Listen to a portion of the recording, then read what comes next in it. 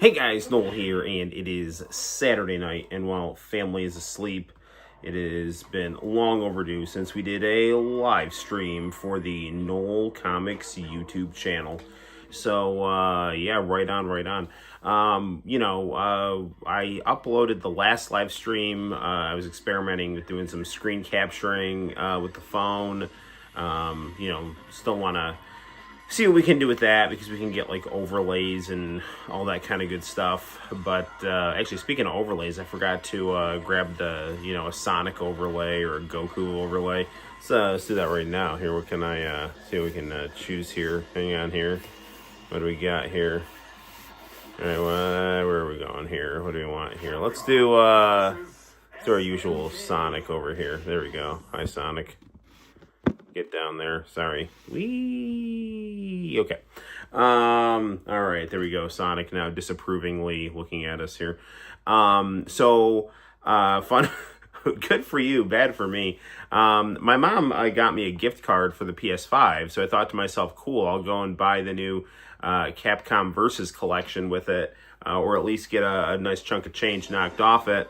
And I went to go buy it, and it charged my credit card instead of the gift card. So I ended up paying $40 for this. So, and I still have like my car payment and stuff coming out. So, hopefully my finances all stay nice and in order. We'll as we stream tonight. Hey John, how you doing, brother?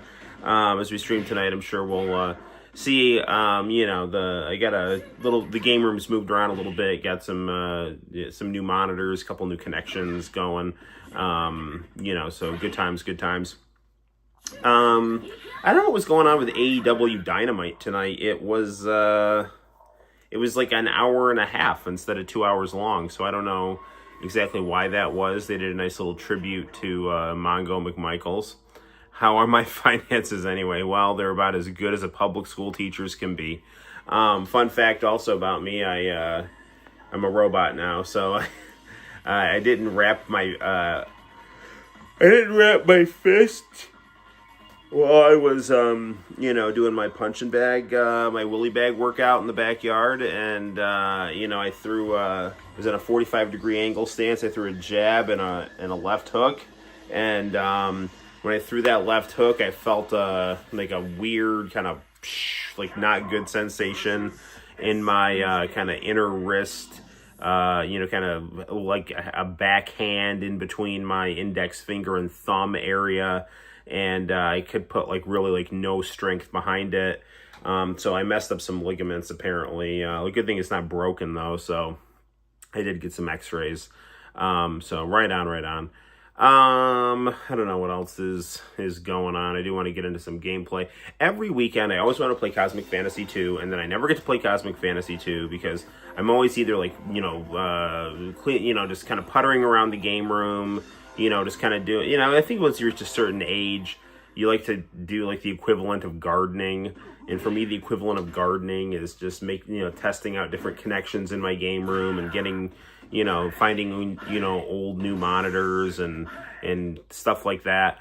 And so by the time I get everything all nice and settled, I sit down to go play a video game, and then one of my kids is always, doing something that requires my attention, which is fine. I'd rather be a parent of, two beautiful children than, a bachelor with free time on my hands. But you do kind of get in your head sometimes, like, oh, it's the weekend, I'll get some time to myself, and then you don't really get it. This is my writing hand, but I can still draw with it. I basically, it is getting better. As long as I keep it in the brace most of the time and ice it, it's good. I do gotta take it out of the brace sometime just to get some, just make sure it doesn't get too tight. But if I ice it and keep it in the brace, it gets a little better each day. And I mean, pretty much, I have been lifting weights. I just have to put a lot less weight in this, hand, like, kind of steadily. I've been able to lift more with this hand, but I had to start off really light, and I haven't hit the heavy bag or anything like that since I had my had this brace on. I can't really throw a baseball very well with this hand either, but it is getting better. So thank you for asking. Right on. yeah. I got a Dell monitor at Cortland Reuse. Uh, it's got a rotating screen. It's also got like a DVI connection, which is a really nice connection that I can hook my Xbox 360 up to. I can grade papers. Oh, I needed to brew some coffee here. I can grade papers. I honestly grade my papers either on my Chromebook or my phone because I use the Google Classroom, both app and program. So I don't really have to worry about hand grading things. I used to hand grade things before I figured out how to use Google Classroom. In fact, I used to take piles of papers to the laundromat, and while I would do my laundry, I'd grade papers and play Donkey Kong 3 on the arcade cabinet there, and that's a very fond memory. I also checked the Vikings score, so, just doing my thing. Good times, good times. In political news, not that I want to get too political and offend and turn people off, looks like Donald Trump has, is going against a lot of the neocons in his cabinet, which shouldn't be there in the first place. So that's good. Neoconservatives are warmongers. They're utopian warmongers who are just driving the United States and the world into the ground, and they've been doing that since 9/11 and even before that, but especially since 9/11. So the farther Trump moves away from those people and negotiates with, people in the Middle East and in Eastern Europe, the better he's going to be. And, the thing with him is that he's always got a lot of potential. People voted for him to be a peace candidate and an outsider. And, he came in with some promise and then kind of seemingly went back on everything. And then apparently he caught, Netanyahu, trying to spy on him. And that, I guess, kind of pissed him off. So, I know Donald Trump is, intentionally unstable in terms of his kind of outward, seemingly policy directions in order to throw people off kilter. I mean, it's a business strategy, but I mean, he has gotta just kick the neocons to the curb. And, if he really pursues a lot of his peace initiatives, I think, him on Mount Rushmore could actually happen, and I think he'd love to see his face blasting into a mountain. But, if he listens to the neocons, he'll just go down the toilet like everyone else. I know we got a hostage released in Gaza, and,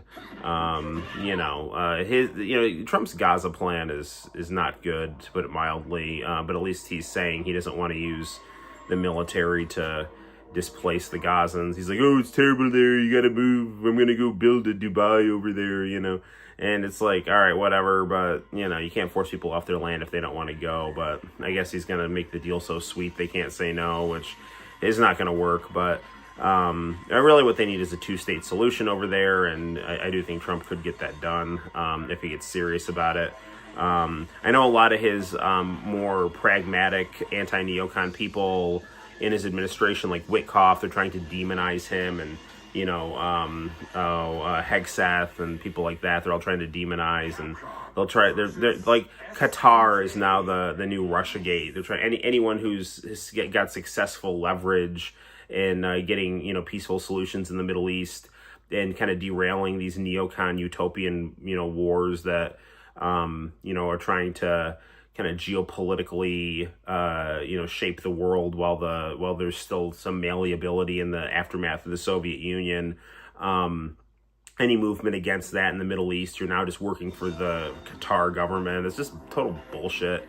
The mass media and the neocons and the establishment political class are really disgusting, and they always have been. And I'm losing 2 viewers right now, but that is what it is. And one thing I'll end on, though, is I heard that Mark Levin was trying to say that neoconservative was synonymous with a Jewish person. That is utter bullshit of the highest order. I mean, George W. Bush was the biggest neocon there was, and he was a born-again Christian. Dick Cheney is not Jewish. I mean, there are some Jewish people who are neocons who come out of the Trotskyite tradition. They're like Trotskyites who became disillusioned with Marxist-Leninist ideology, but then applied their authoritarian methodologies and utopian thinking to, liberal capitalist democracy. Liberal not in terms of the Democratic Party, but liberal in terms of the economic system, kind of a capitalist quasi-free market system.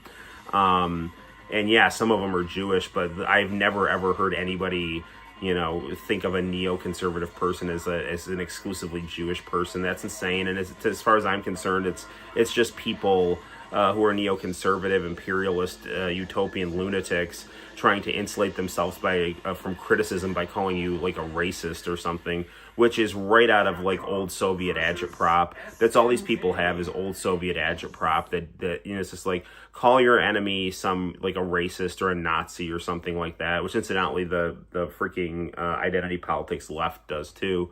And it's just a way to try to juxtapose your enemy to a bad position. And then when you say, well, that's not true, then you can just say, oh, I think the gentleman doth protest too much, And it's just bullshit designed to keep you on the defensive.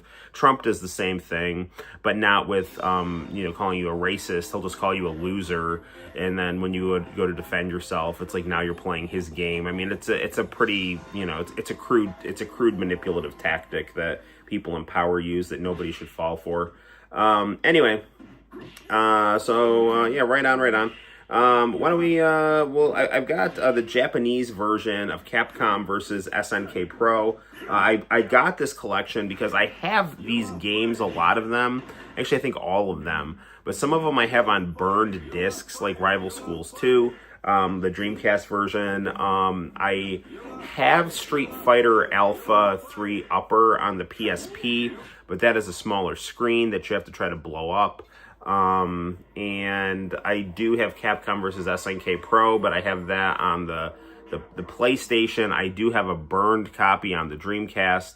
And it comes with a Japanese version of Capcom Fighting Jam, of Capcom Fighting Evolution, which that was my first game on the original Xbox, and I loved it. As you know me, I was all about 2D fighting games, even when they weren't considered, like popular or whatever. So I loved SVC Chaos and Capcom Fighting Evolution when other people were saying like, oh, they're bullshit or whatever.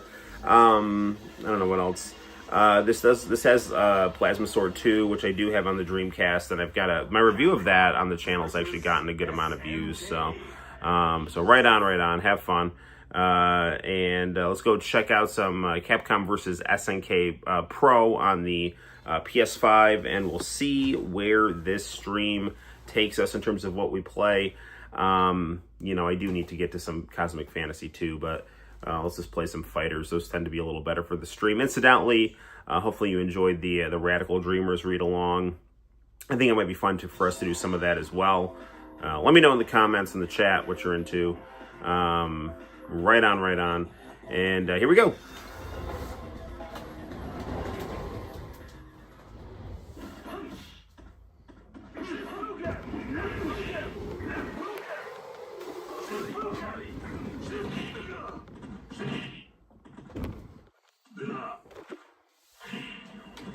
Alright, let's try to adjust you just a little bit here.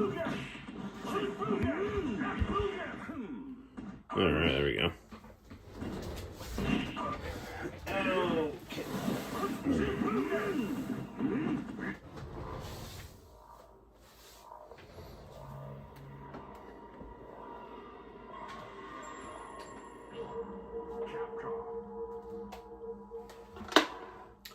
Okay, guys, everybody rumored, but nobody believed.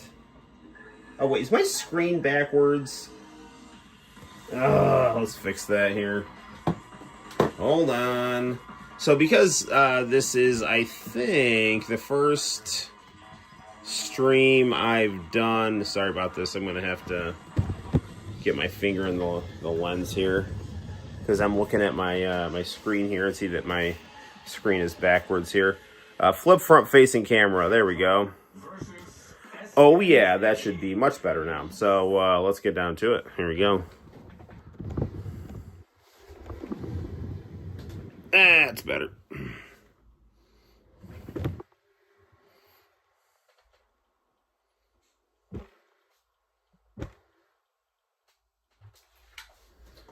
Okie dokie. Alright, let's get down to the match of the millennium here now. If you watch the final episode of Columbo, the greatest detective show ever made, they sample the opening to Capcom vs. SNK in the nightclub scene where Columbo goes and busts the murderous nightclub owners. That's good stuff. When they were playing that, I was like, oh my gosh, that's the Capcom vs. SNK theme.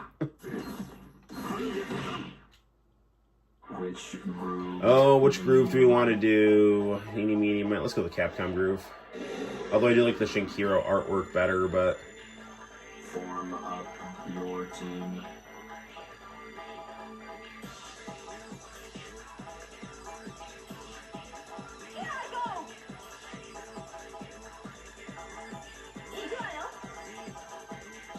Let's be Dan here. Decide the order of the bout. Keep up, guys. So we have this game for the Dreamcast. Round 1, fight. Alright, I am playing this with an arm brace on, but I think we'll be okay. I have a nice scanline filter on here. I mean, I do love my CRTs. I was talking to my doc from Back to the Future, awesome friend, Mr. Romano.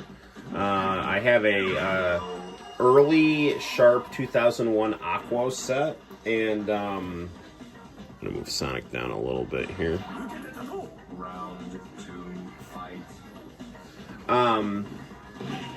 The picture quality on it's not great, but I'm going to have him check it out, see if he can refurbish it. It's a very interesting design. A Japanese artist actually worked on it.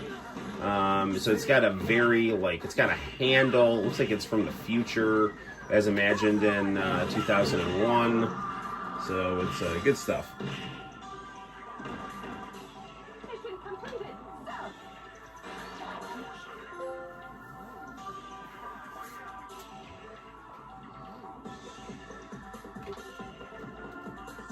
Decide the order of the bout.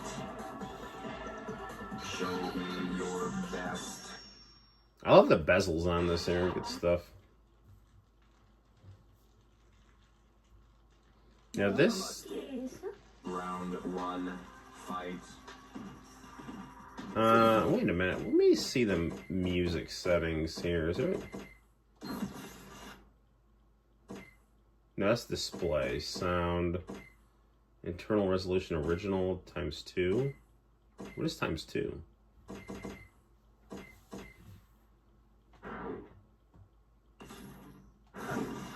Oh, it makes it sharper. That's cool.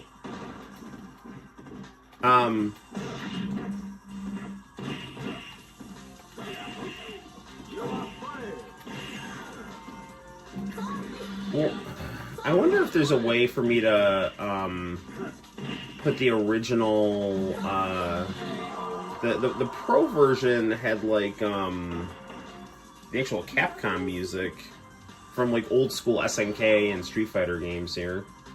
Round 2, fight. And I can't remember if this was the level that actually had this. One of these levels has like the Street Fighter medley.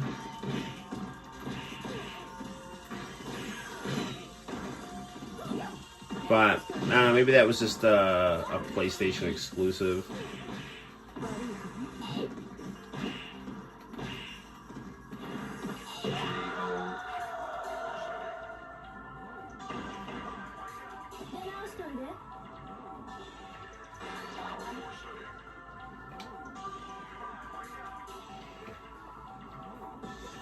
I just put this in Japanese for fun, but I probably should put it in English.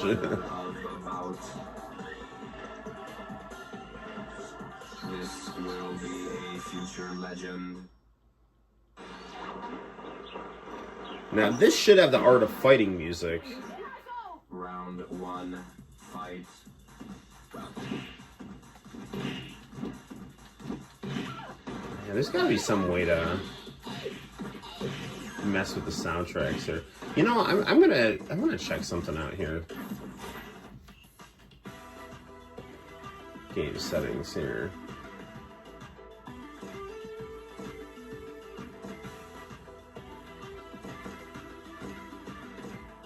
Nostalgia remix, I think, is what I want there. Okay. Let's put this in the English version here. Capcom versus SNK Millennium Fight 2000 Pro. White Tiger, how you doing?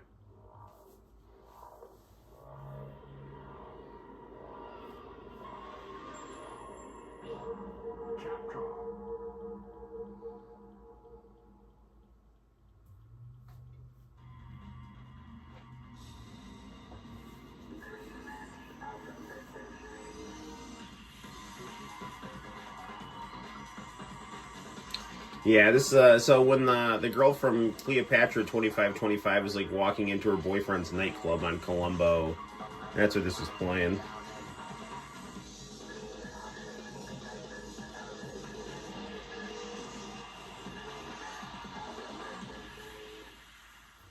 Capcom versus SNK.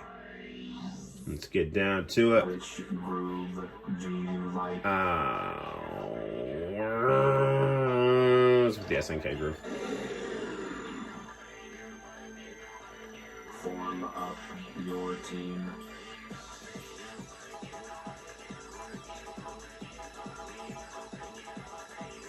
Shinkiro did such great work here.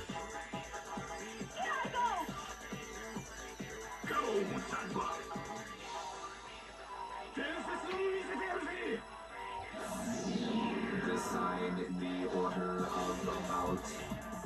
Brace yourself. This will be a future legend.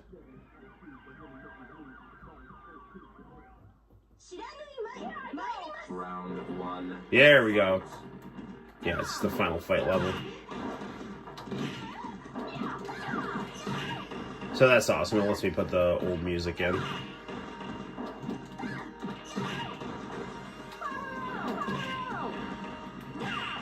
Now this version, you charge up your super move like a Dragon Ball character.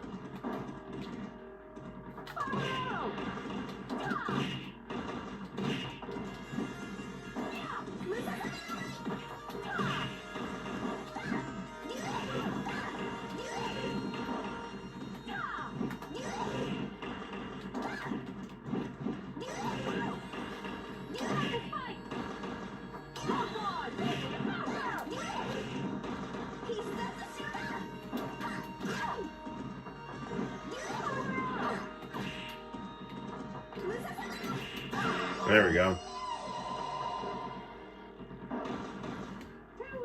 Too short.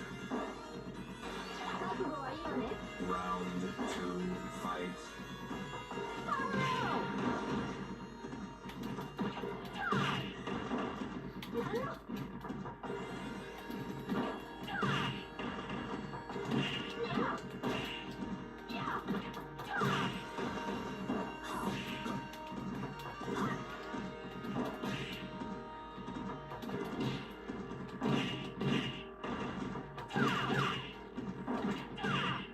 One more.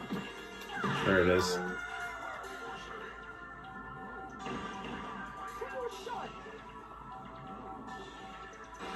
I am doing well.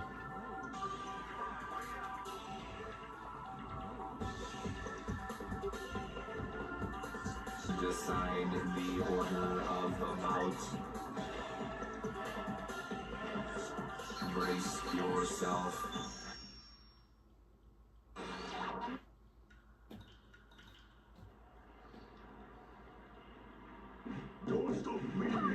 Round one, fight.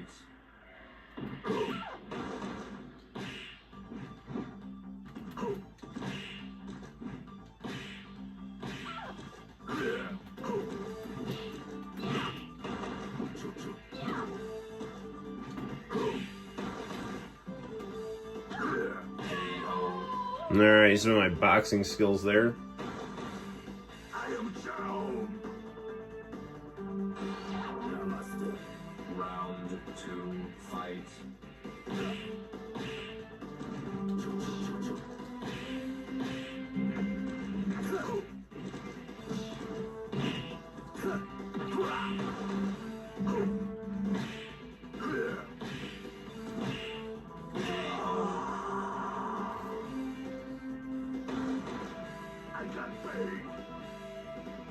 I don't know what he's saying. I think he's saying I got paid. Round 3, fight. Capcom did such a good job with the SNK characters. I mean, SNK did a good job with the Capcom guys too, but in SVC. But I mean, Capcom really did an awesome job capturing their essence here. And to be fair, in the Neo Geo Pocket version, this was also excellent.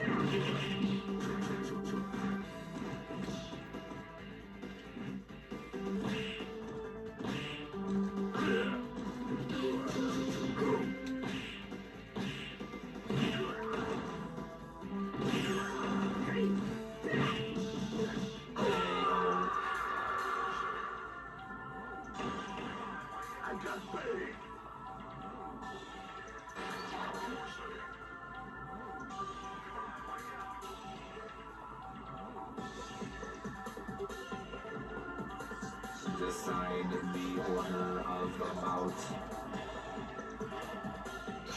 Let's go with Dan leading the charge here.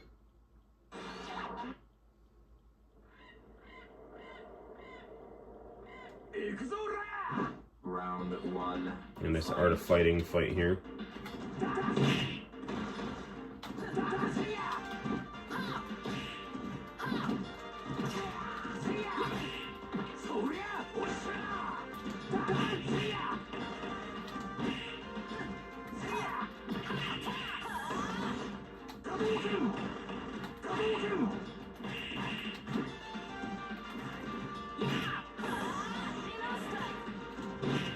I like how in SVC Chaos they actually made Dan pretty good.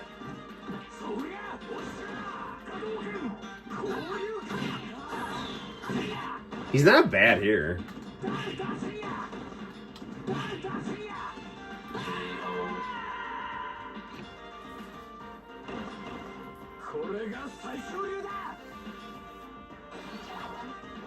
Round 2, fight. They should totally do an SVC Chaos, or do some kind of anime or manga adaptation. I mean, they did the manga adaptation. It's a manhwa, I think. Where like Dan just like legit beats Yamazaki in kind of a fluke way, but he still legit beats him.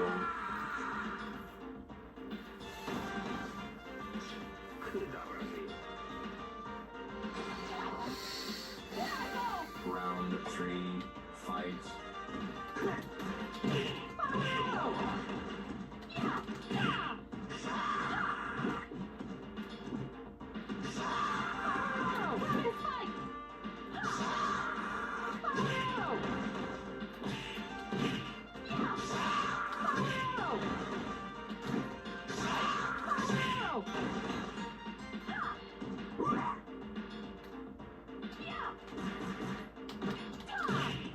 I don't know what the charge button is here.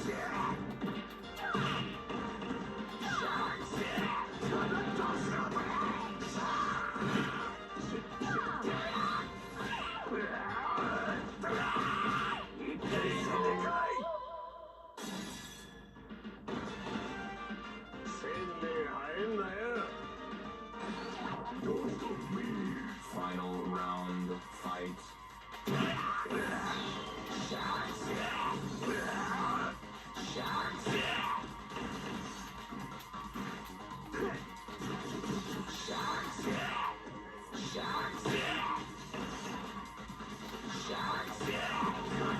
Man, Yamazaki is, I don't know what. Eesh. Can he get me here? Yeah, he did, darn it.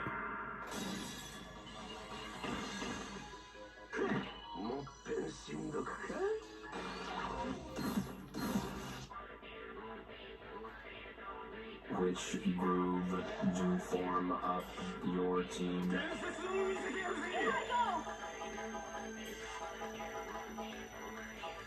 No, let's do Morgan. I don't know. I'm probably good with Balrog too. I don't know. The order of about. This will be a future legend.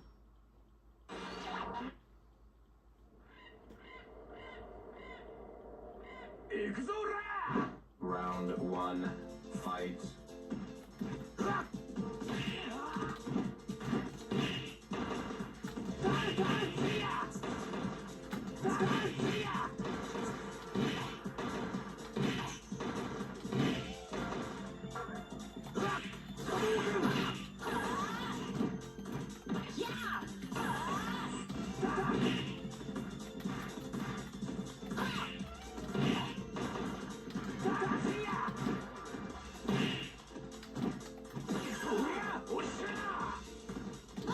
There we go.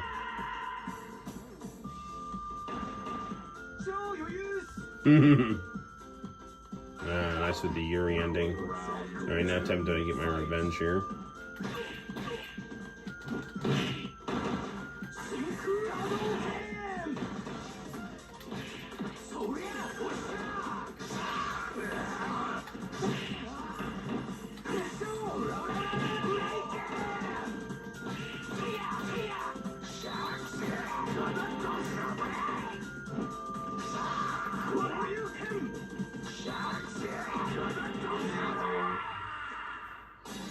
Oh, Yamasaki.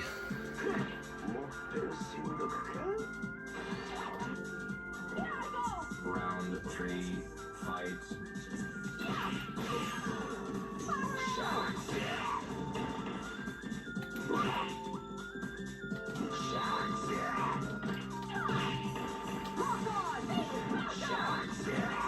Ugh.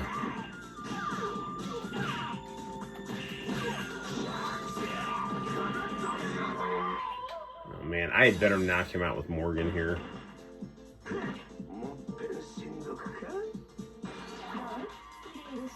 Final round, fight.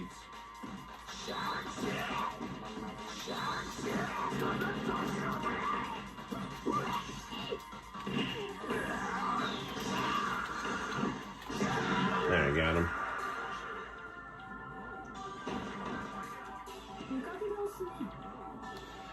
Well, he had a good run. I'm just gonna take this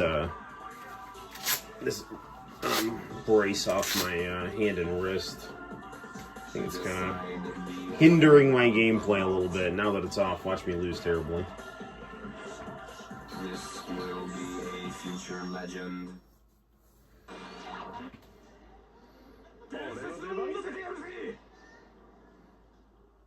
Round 1. Ah, Asia Street. The Japanese block, Japanese and Korean block of primetime programming on the international channel.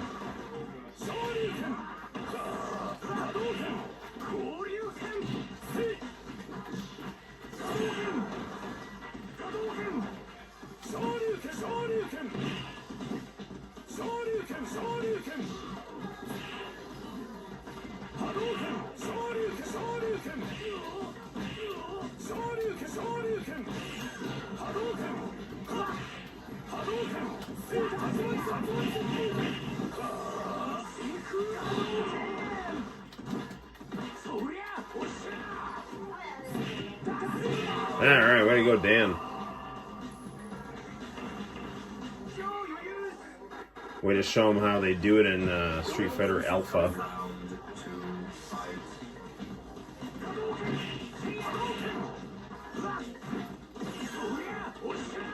The Asia Street International Channel Primetime Block, hosted by Pootie and the Blowfish.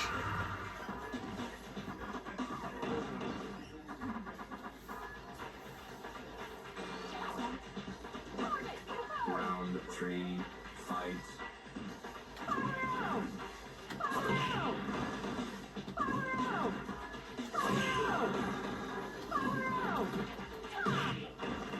Come on, Cammy. Speaking of cool Japanese stuff, there is a new Japanese restaurant in Cortland. It's amazing. I like it a lot. It's called Arctic Bites, I think. And I had some eels, sushi rolls, and some seafood ramen. Very good. I want to go there again. In fact, I want to go there now. But, pretty sure they're closed. Sympathies for the weak. Says Scott Steiner. The order of about. This will be a future legend.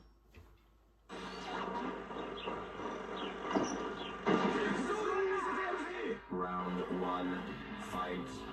Alright, Art of Fighting level.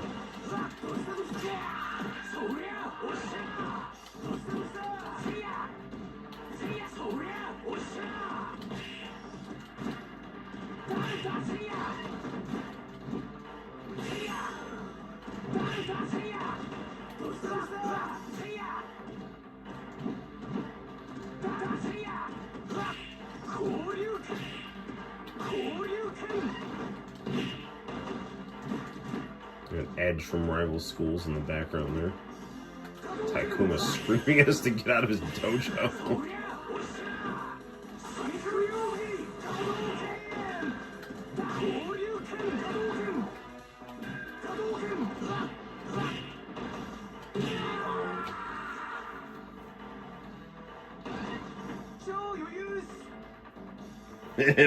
Haven't heard of Hootie and the Blowfish for a while. Oh, they're I think they're still they're I'm pretty sure they're still together. I know Darius Rucker did some country stuff, but I'm pretty sure Hootie and the Blowfish still do, like, you know, nostalgia tours and stuff, you know.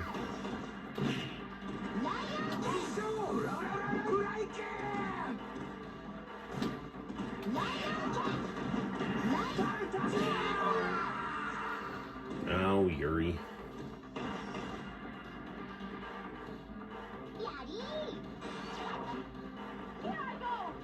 Here I go. Fight.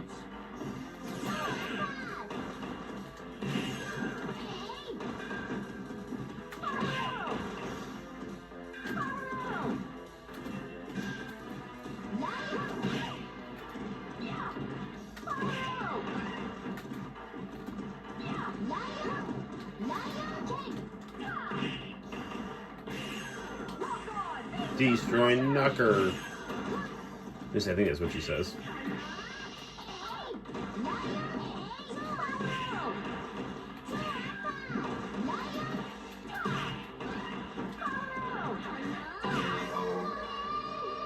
Oh, Tosan Gomain.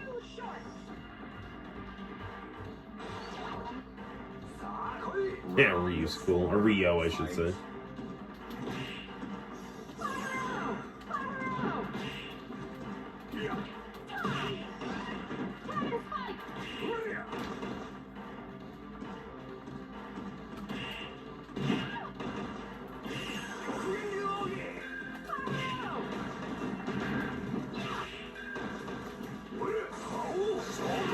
Oh, I blocked that, dude.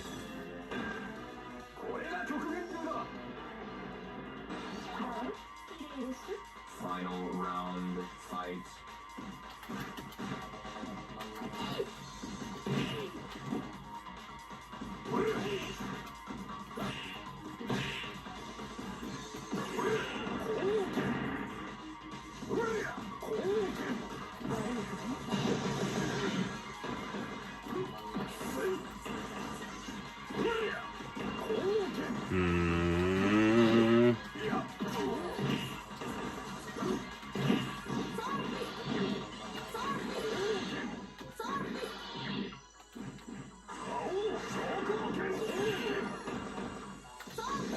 Oh, it was close.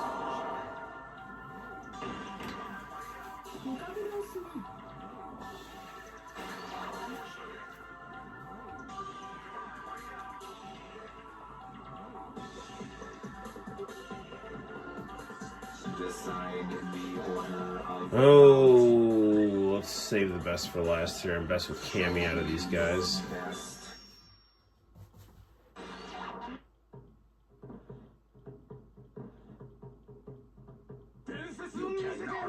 escape from death.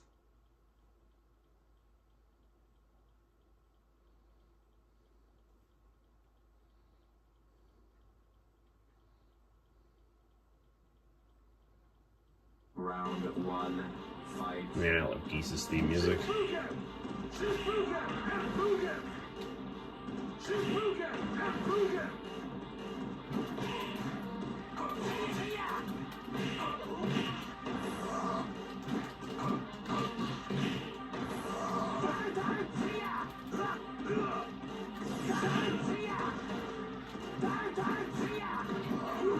Predictable.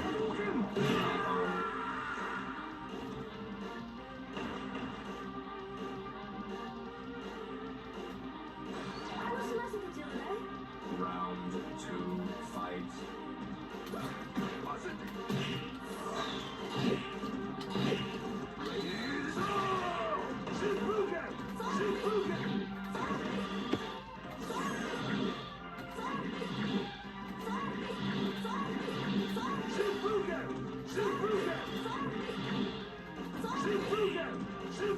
Sorry if I'm not talking here, but I'm trying to time that move.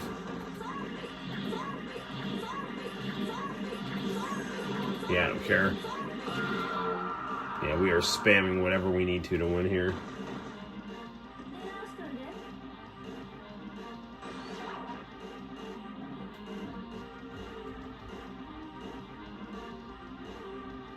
Round three, fight.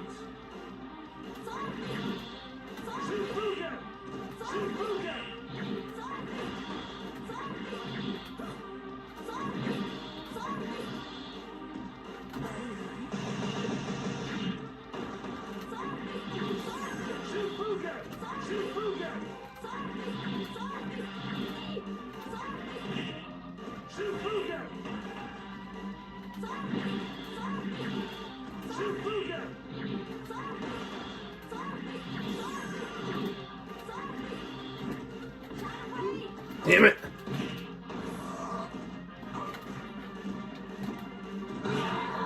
Ah, shoot. I was trying to go for my super move there, and I just got in a weird spot. Final round, fight. I don't like this combo. I don't like this matchup here.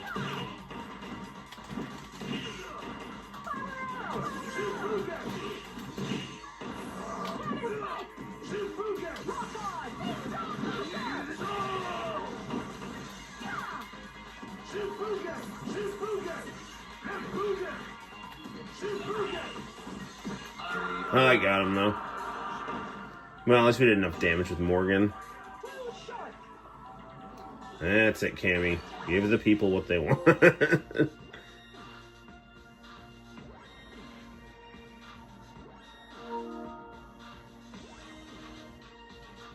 code of the Street Fighter, how touching.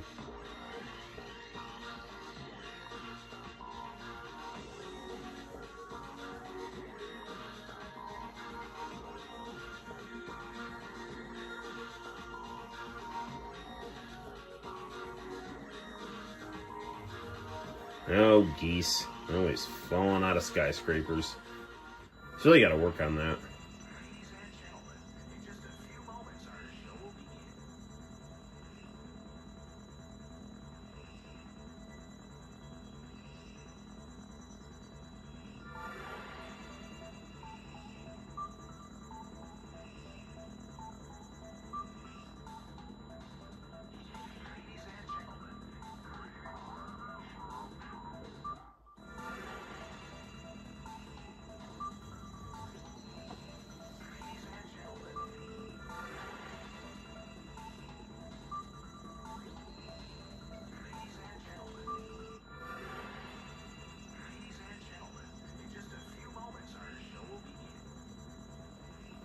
Adam Morgan, nice to see you at Verizon the other day. Oh, hey, man. Busy with a guest. You can come in and you see you came in to work with Lexi. Yeah, Lexi is awesome. Yeah, I was thinking actually about doing some streaming with it. I just bought a tablet, and I bought it with Lexi, and I was thinking actually about trying to do some live streaming with the tablet too. I'm actually filming this on the iPhone 16 that I bought from you guys, so you can see your handiwork, you know, right here in terms of your quality hardware sale here. So yeah, I don't know. I almost bought a case for the iPhone, but it was just a little expensive. I might come back and buy one next paycheck, but I've not the iPhone, the iPad. I have a case for the iPhone here, so. But yeah, thanks for stopping by the stream, man. Make yourself at home and enjoy. Right on, right on. Yeah, the iPhone 16 I got, it's like this kind of like pale vaporwave pink. It looks like really sick. And yeah, I love it, man. It's great. And the tablet is sweet too. Now I gotta check where the microphone is positioned on the tablet, because I don't know if it's being covered up by the case in case I want to do some screen sharing live streams with it, you know. Maybe like sync a controller up to it, you know. But yeah, so that was Capcom versus SNK Part 1 here.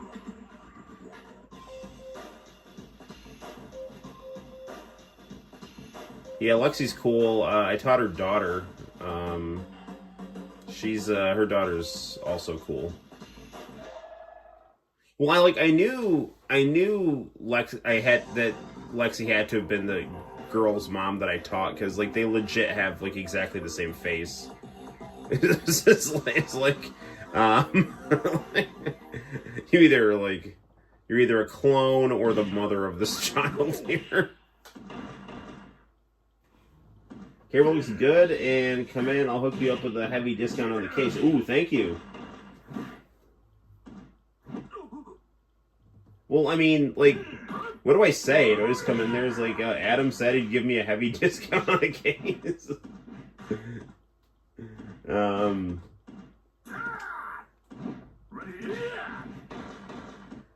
But yeah, that's awesome.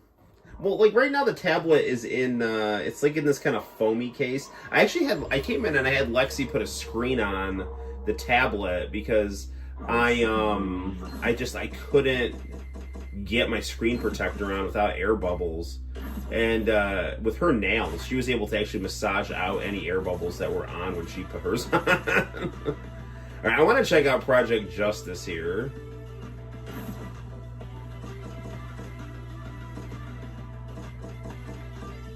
Kyosuke's aerial float. I'm going to enable that. Secret characters are enabled. Boot display. Coin.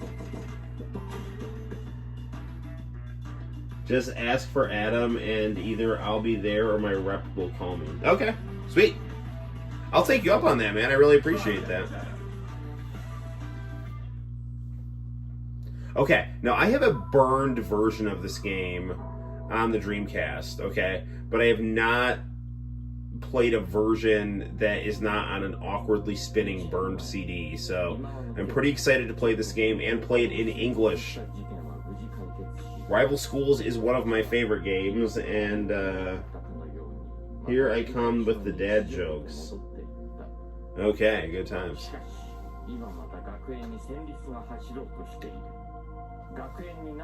Okay, so I do remember playing this game. I liked it. I didn't like it as much as Rival Schools. I did think the follow-up story was cool, but a little not what I was expecting in terms of how the setup for Rival Schools was at the end of the game. Because made it look like, you know, Hio was a good guy at the end of the game, and Batsu's dad is also good, and it just seems like they kind of recycled much of the same story with some minor changes and stuff, but it's real. I think they changed enough to make it interesting. I thought the music was not quite as good, but the graphics are awesome, the gameplay's awesome, the story is interesting and exciting, and the music is still really good, so right on. Let's go story mode here.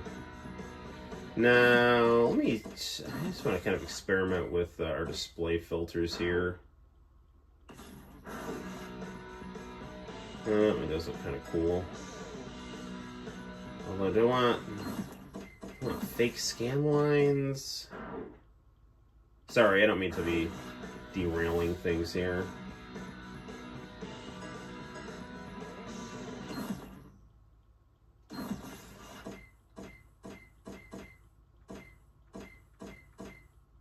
Yeah, I like that wallpaper best.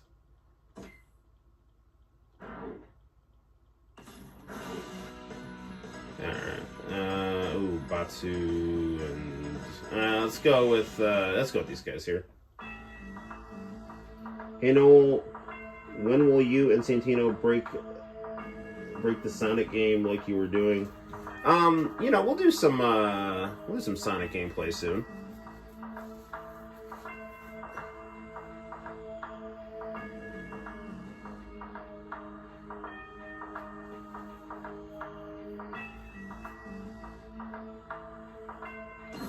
I don't really like that filter. Sorry, I don't mean to keep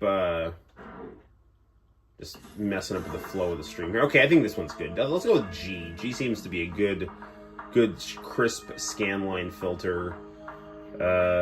Doo-be-doo-be-doo.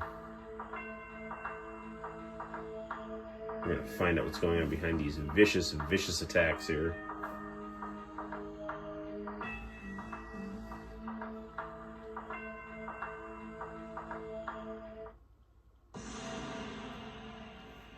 Where is?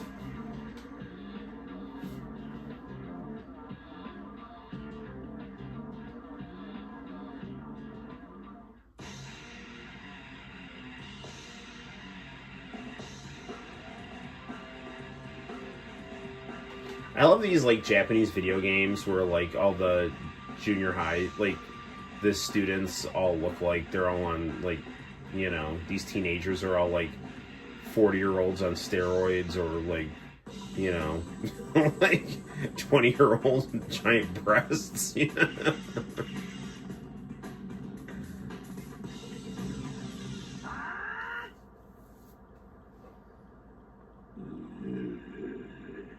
Oh no, what have you done to Daigo? It's wild Daigo.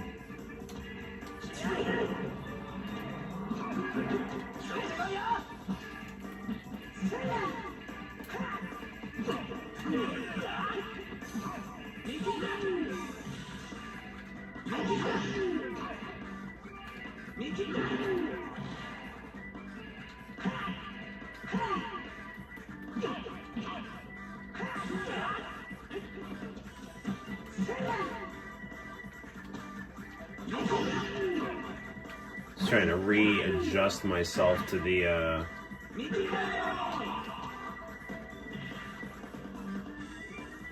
kind of mildly different control scheme here. Let's try Kyo here.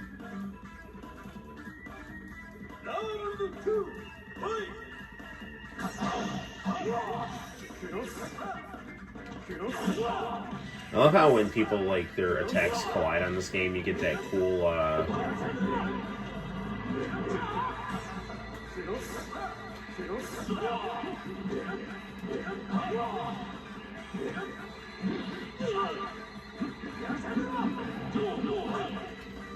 that lightning bolt.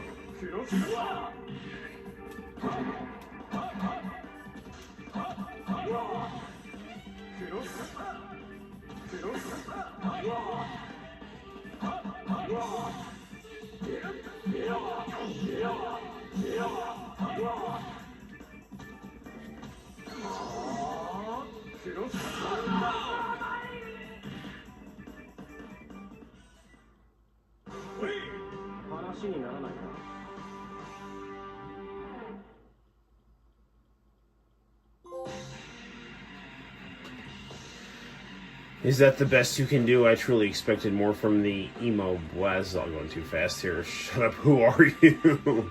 We need to be hasty. I'm sure we'll be seeing more of each other, assuming you survive that long. What was that up with? What was the deal with Daigo, and why did he turn on us like that? Something is seriously wrong with him. I got a bad vibe from him. I don't think he's kidding around. First Pacific High incident, and now this. What will happen next? His aura. No, it can't be. Hey Noel, when Adam joined, I said, guess we have another swimmer in the stream. Ah, very good, very good. Bowman, a teenage youth pastor who looks like, I don't know, a 40-year-old on steroids with a blonde mohawk. That's awesome. I like Bowman because he's like an evangelical Christian. Wait a minute, I need to talk to you. Oh, Kira. You're not gonna believe this about your brother. Enough. Don't talk anymore. This is cool in English, like seeing that, you know, like the version I had on Dreamcast was burned and it just loaded very awkwardly. So it's cool just to play this game nice and fluid with the nice fluid, you know.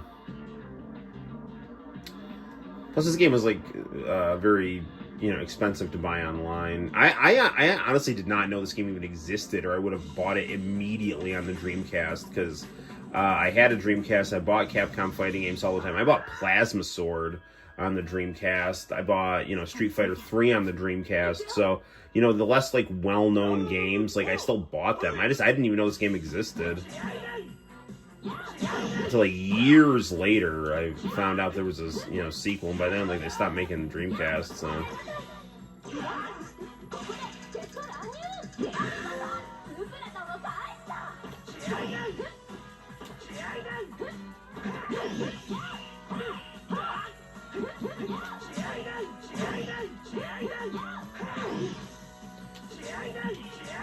You know, there's people that say that Capcom, you know, had a hard time transitioning to 3D. Clearly, they never played these games, because this is arguably the best 3D fighting game franchise, and I'm not being...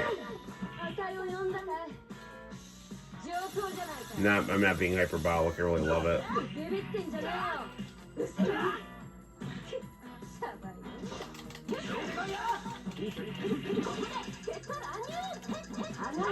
Damn it.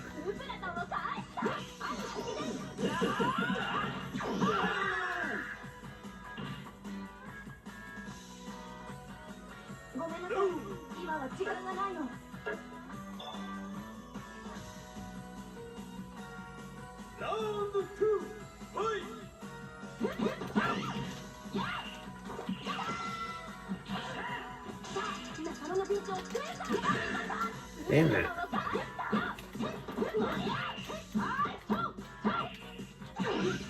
I don't really like that breakup thing. It kind of hurts the flow of the fights, I think.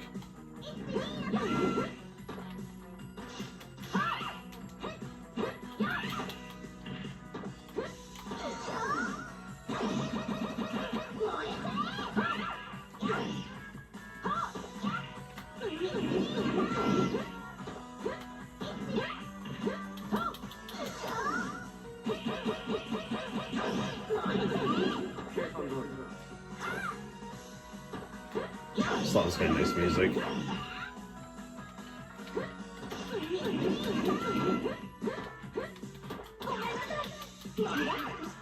Darn it!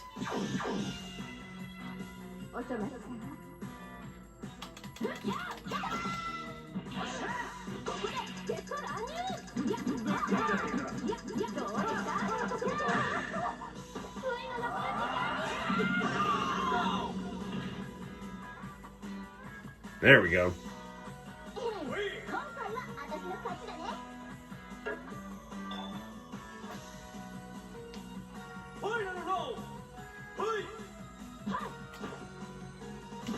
Zaki.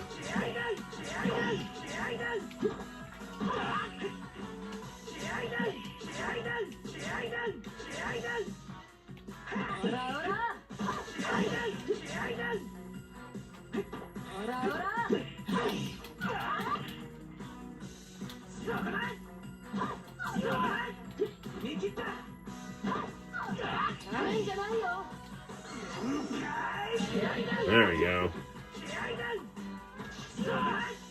Batsu really needed to be in more stuff. He's really cool. So today, I hooked my beta VCR up to my Amdeck Color 1, and I have the top loader Nintendo going through RF on it. It actually looks really as good as I think an RF can look on that VCR. They really don't make them like they used to anymore.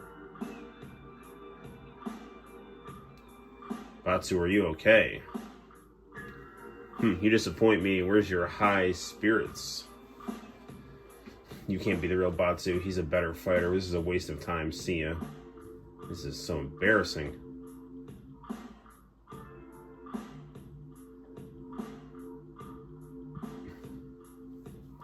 What are you talking about? We like just... We beat them. What?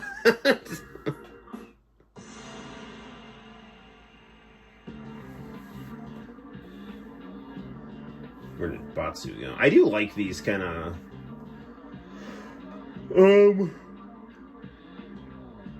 rotating portraits. I mean, I like the way they did it in the other game too. I mean, it's a different aesthetic, which is an important thing to have in the sequel to a game. You know, similar gameplay, different aesthetics, but on point to the, not so different that you lose the vibe, you know, but just a different variety, you know.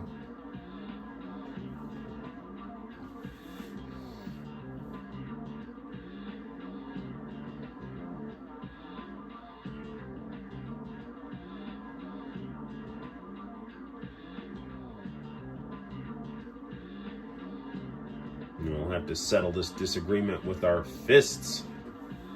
Shoma's cool.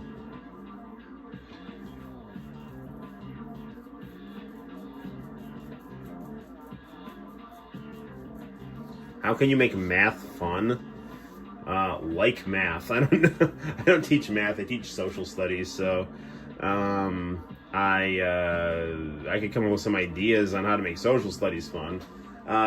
Try to find things that the students can kind of structurally relate their lives to, like have like some kind of principle or theme from their lives that you can kind of tether to a historical topic, so they've got something internal to them that they can be at least kind of get their head in the game for the topic, just to help them kind of understand what you're talking about. All of a sudden, then their head is kind of a little, at least a little bit in the game from that, and then you can kind of build up and show how history is about human ideals and interests and continuity and change over time. And yeah, there you go. I don't really know what to do with this girl here.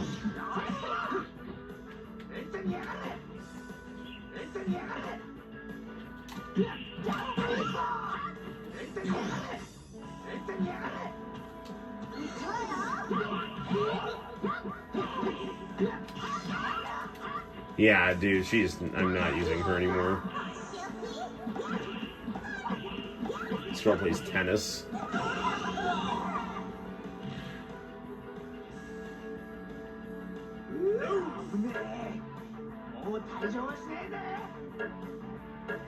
Let's go with Kyo.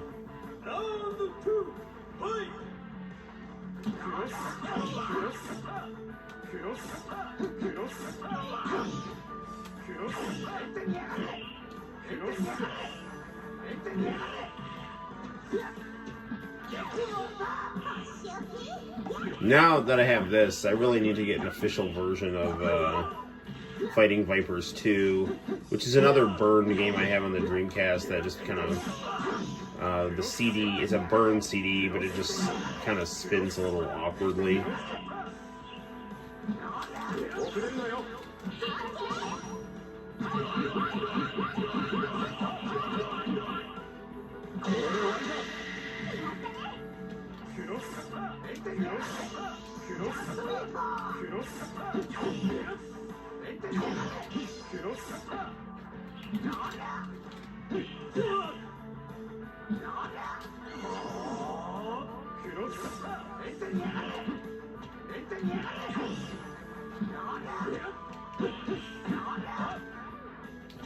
Ah, darn it.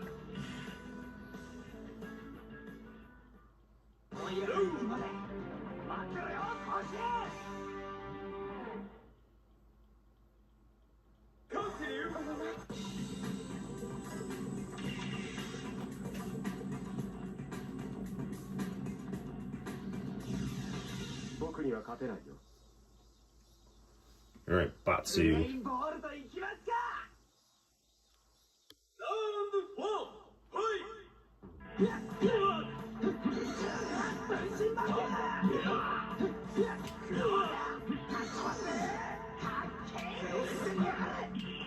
Maybe it should be Hinata.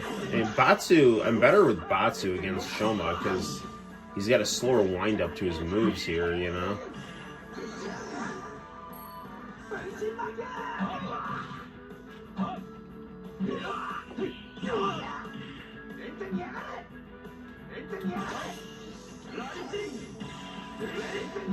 Okay.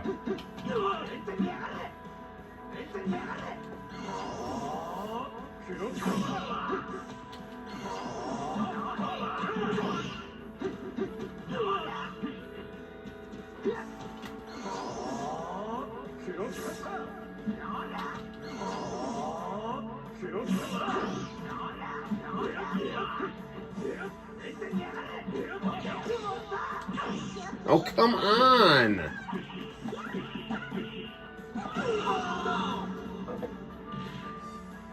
Ugh.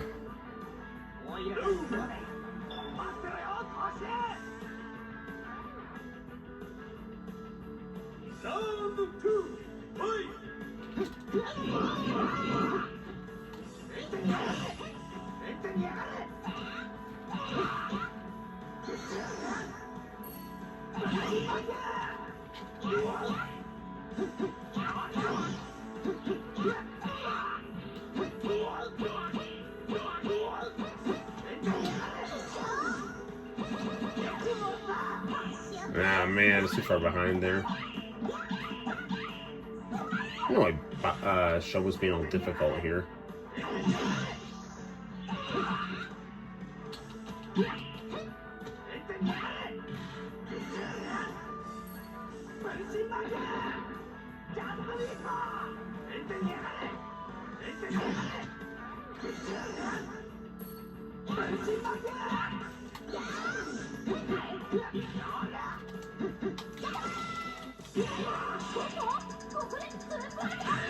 Damn it!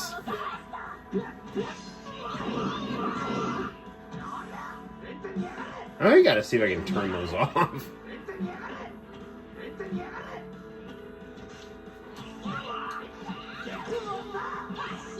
Oh, come on, bro. I'm gonna lose now.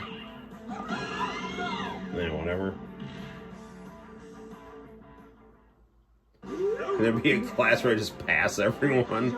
Well, I mean, you can audit a class and just sit in, you know, but...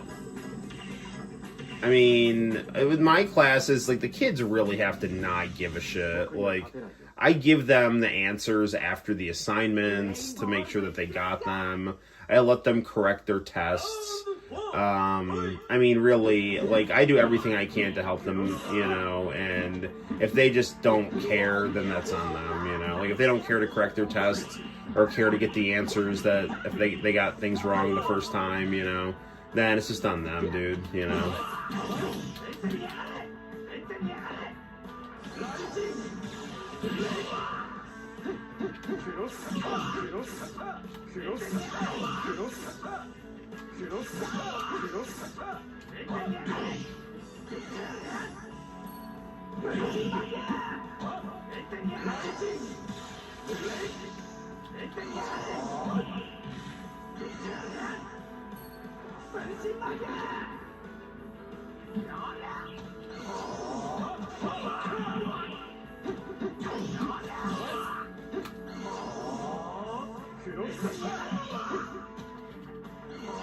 That should do it.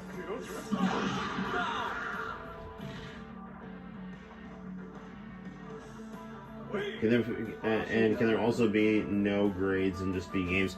Honestly, I play a lot of Gimkit in my class where, you know, the kids do play a lot of video games, but in order to power up in the video games, they have to answer questions from my curriculum. So, you know, right now we're doing the early presidents like Washington and Jefferson. And so I'll, like, ask them, like, if they want to, like, power up in the game, do something like, you know, what's a precedent? You know, who was Washington's Secretary of State? You know, what did George Washington think about, you know, unity and religion and things like that? And, you know, they just have to, like, answer multiple choice questions based on those things. And, you know, they'll get, like, ways to power up in the game. So things like, you know, Gimkit and, you know, Blookit, I mean, I really like enjoy those as someone who plays video games and kids play video games, and it's a way to, you know, mix them in to the curriculum, and it helps things.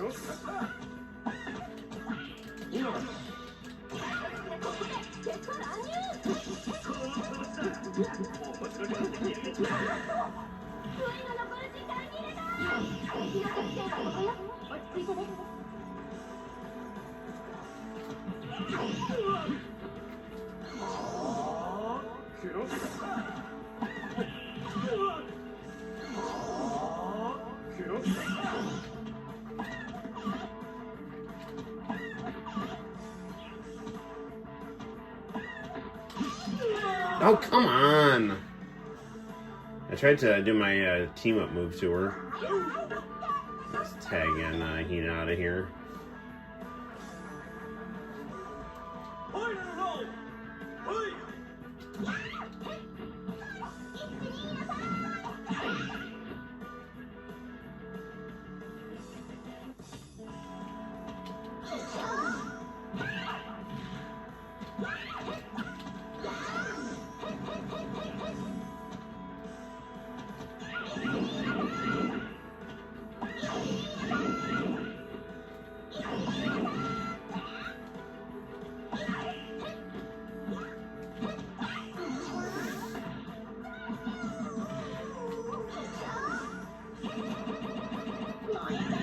There we go.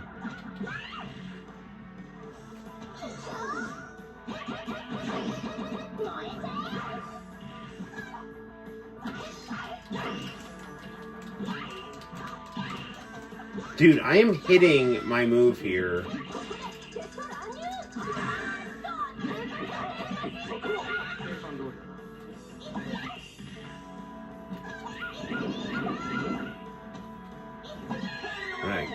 Oh, come on, dude! Ugh, this is super annoying. Okay, well, look for your message, John. Alright.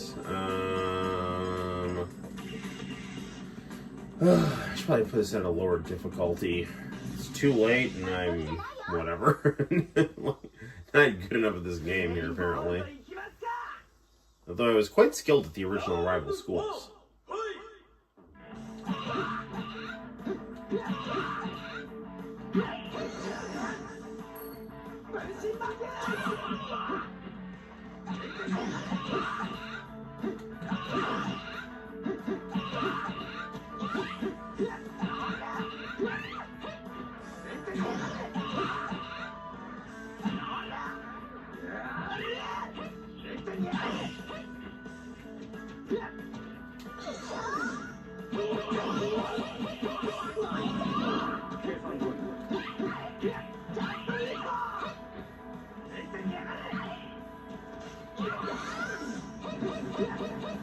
It's all high there.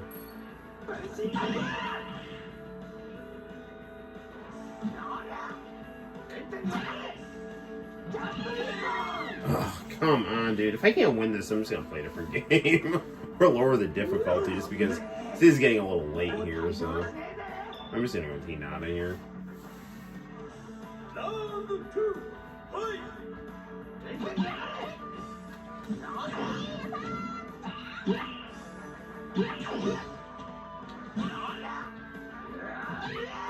Holy crap, will you stop, dude? Come on.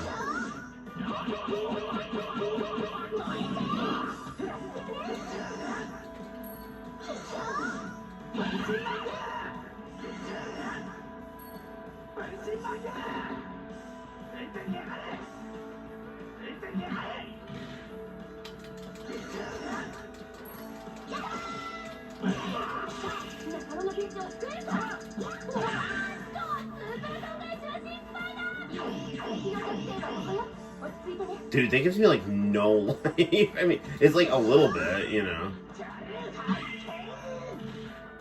That gives you like one more hit there. Whatever, dude. Alright, Alright, I got more games to play here, although I'm going to lower the difficulty on this, and also...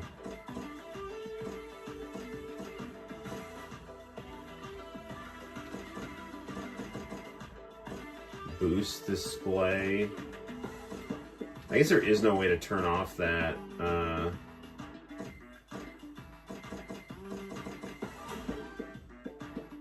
Alright, well, we'll revisit.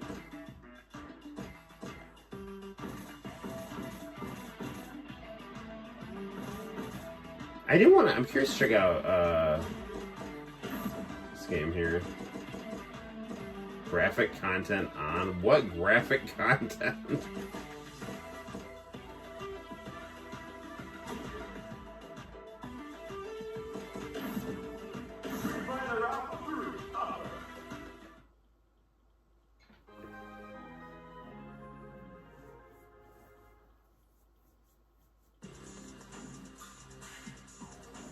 I love this game so much.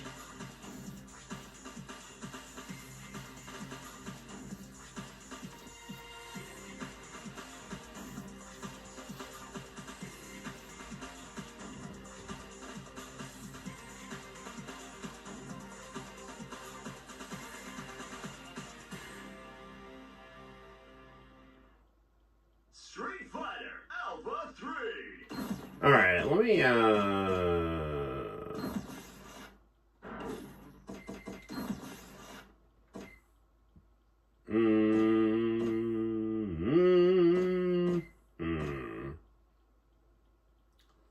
Yeah, let's do that one.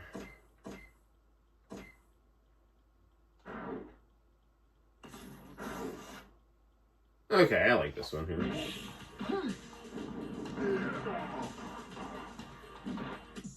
Select your character.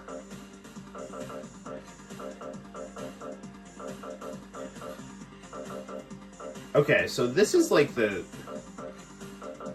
Okay, so double upper is the one on...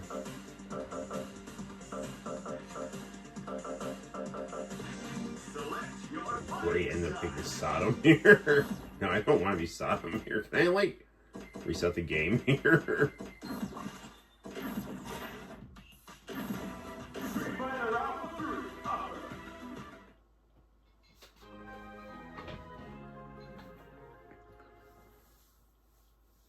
So upper was the one on Game Boy Advance. So what's the difference between this and... What's the difference between this and the Dreamcast one?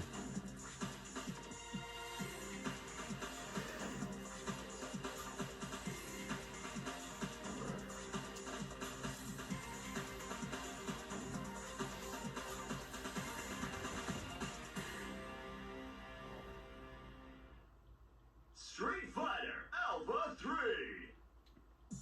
Select your character. Select your fighting style. The Evil Ryu.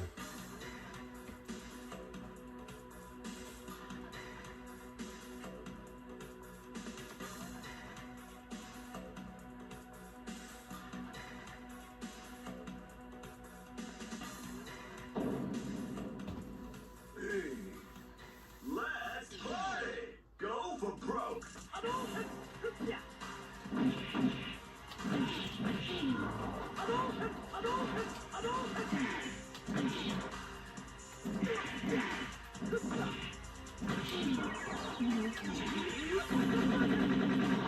There we go.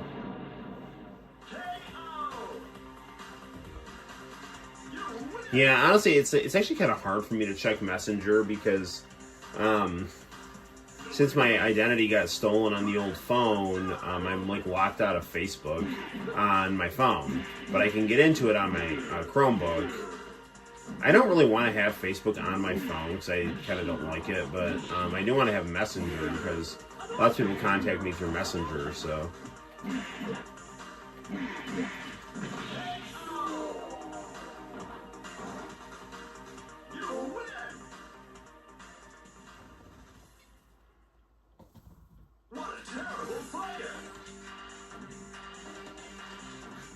I love the Street Fighter Alpha 3 art with the forced perspective.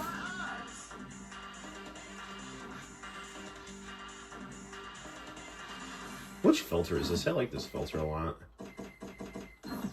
This is C. So I think I was going to put this filter on like every game here. Namaste. Hey, come on! Stand up! Face it straight! You are fighting! You are fighting! You are fighting! You are fighting! You are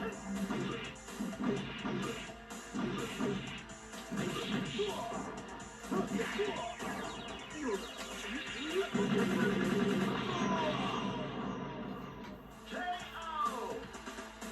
Perfect! You win!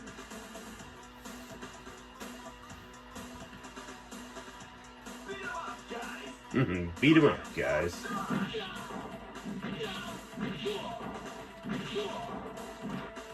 You are fighting!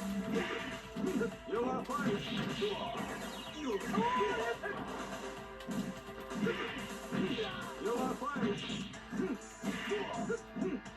You are...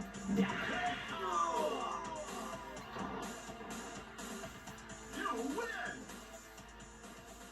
Well, I guess it's still a good thing I have the PlayStation portable version of this game, but I just can't believe they didn't put the version with like Mackie and Eagle on it here. You prove yourself!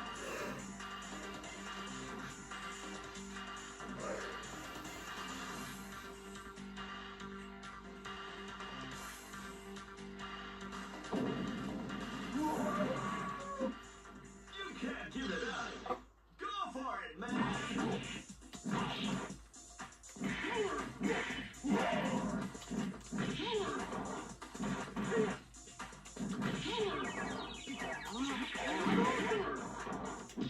KO! You win!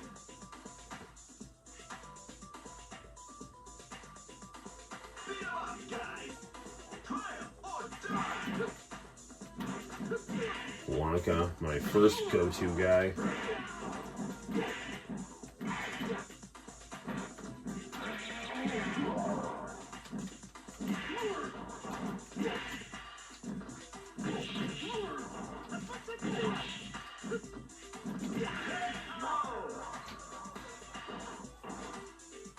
You win! Can you march the weights in glory? Nothing stands before me. Or, sorry, nothing that stands before me will survive. There we go. Sharpen your fangs. It's not the end.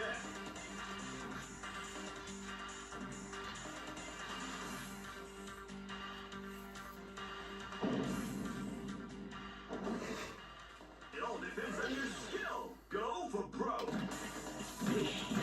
I love the music in this game so much.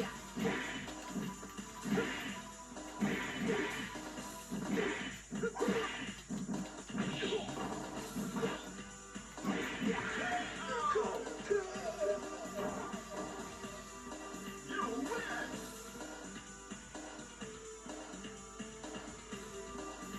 Beat 'em up, guys! Triumph or die!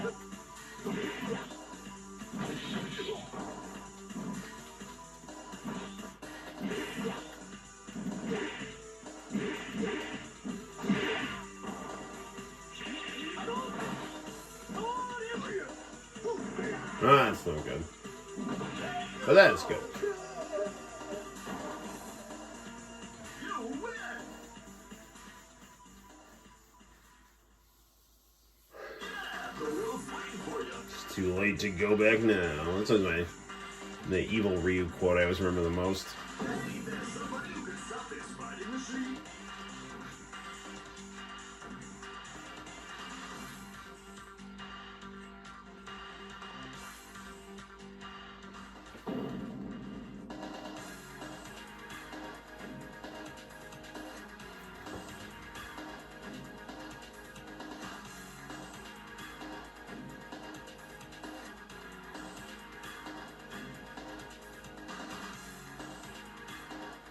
It's showtime!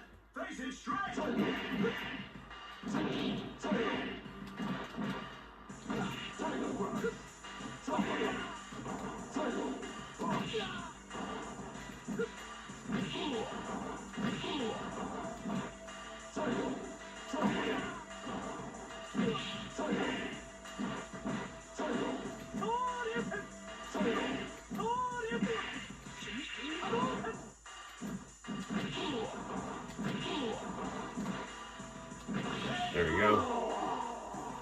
you know, work those gigantic legs against him.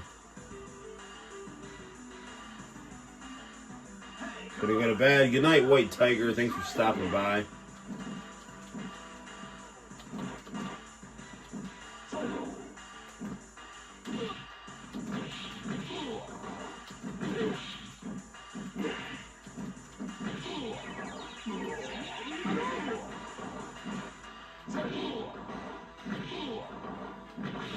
There we go. You win.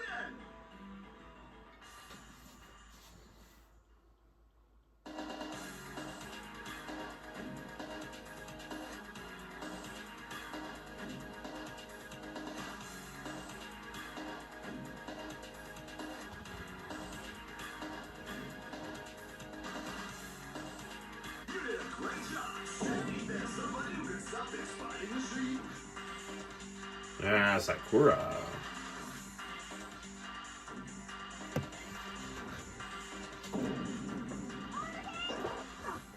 Hey, come on, stand up, face it straight.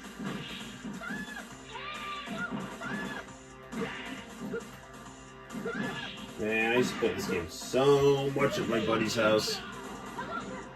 We played it on the Dreamcast on his 27-inch Panasonic TV.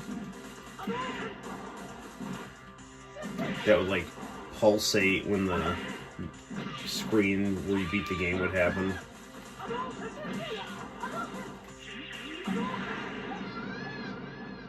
KO. You win.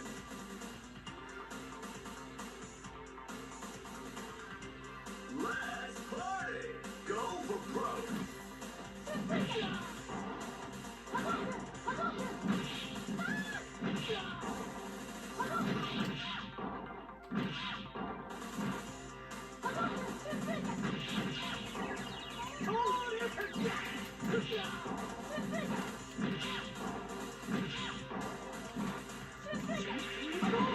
There we go. KO. You win.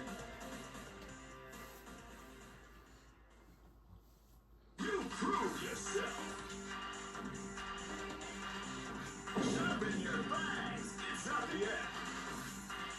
We're staying in Japan. It's showtime. Face it straight.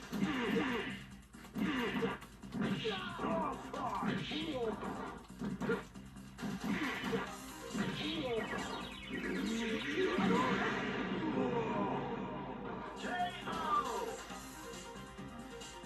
You win.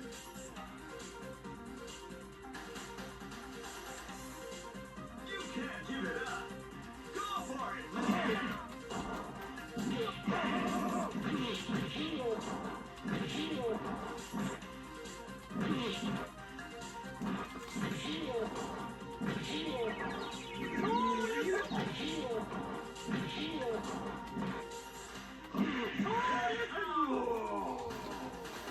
Alright, good stuff for you. You win.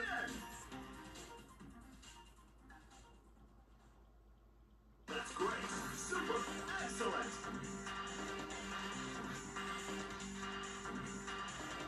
Hey, there's somebody who can stop this fighting machine.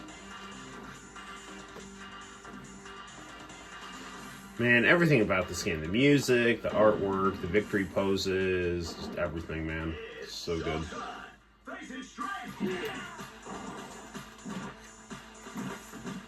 Zangief's music in this game is so good as well. The Soviet steel plant is such a cool idea for a level too.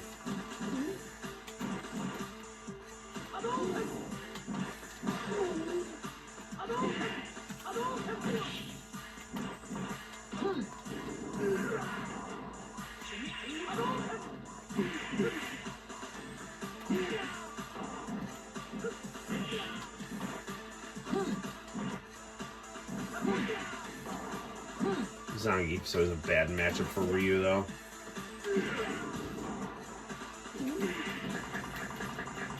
Yeah. Let's party. Go for broke.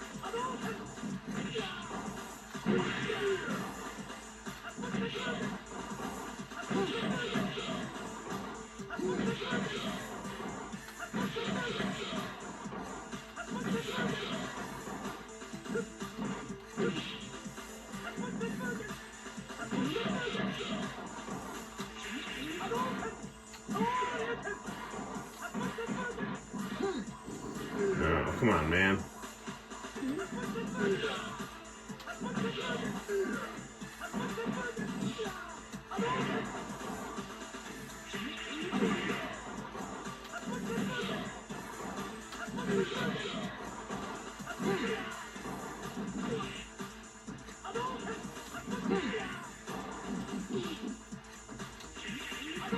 I got him.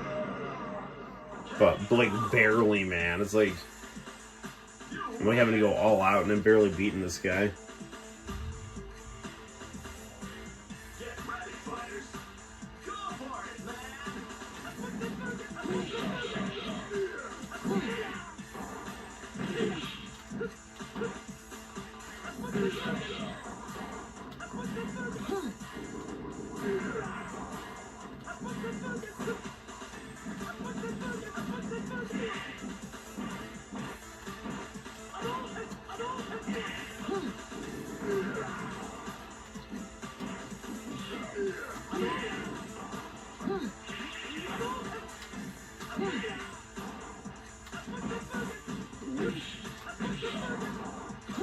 Ah, damn it.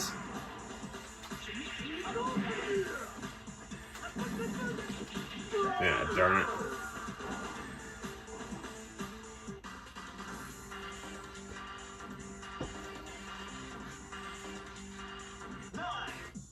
Select your character. Oh, let's be a different color of Evil Ryu.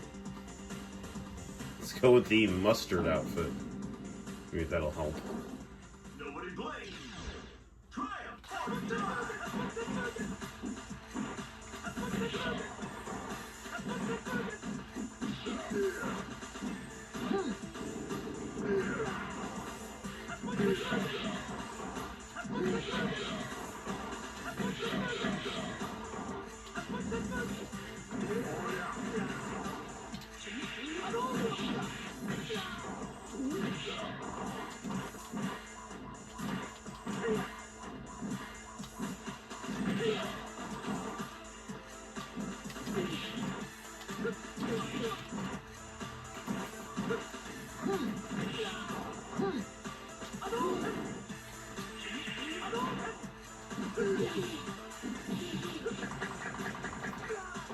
It is so cheap.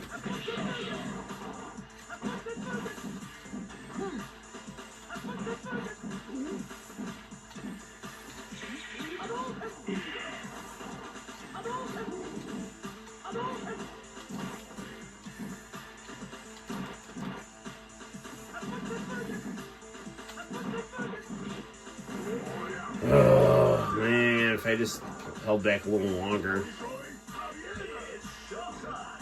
Face it straight.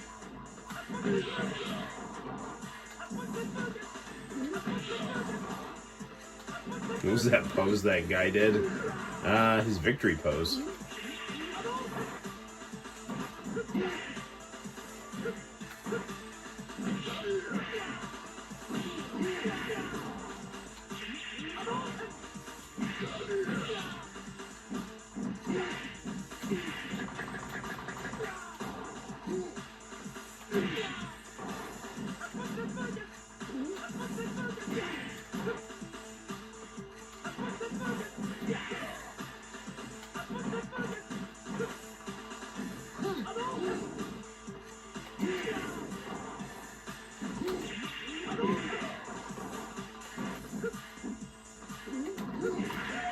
Man, his reach just is not that good, and Zangief can just like spin through things, man.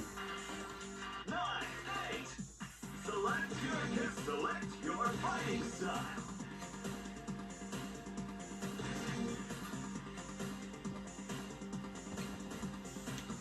It's not about being his height, it's just about being able to get in on him, you know? Beat 'em up, guys. Being a shorter fighter can actually really work to your advantage. Like, Mike Tyson's like 5'9". It's all footwork and head movement with him, and then to close the gap, and then just do willy bag combos on the guy till they pass out.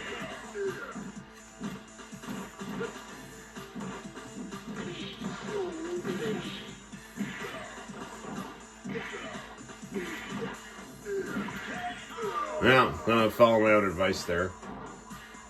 See, once you get in on a big fighter, there's not much they can do to you because their limbs are so big that it's like once you eliminate the distance, it actually works against them because now you're in the pocket. There's like their limbs can't reach you before you hit them because you have shorter reach, but you're in closer.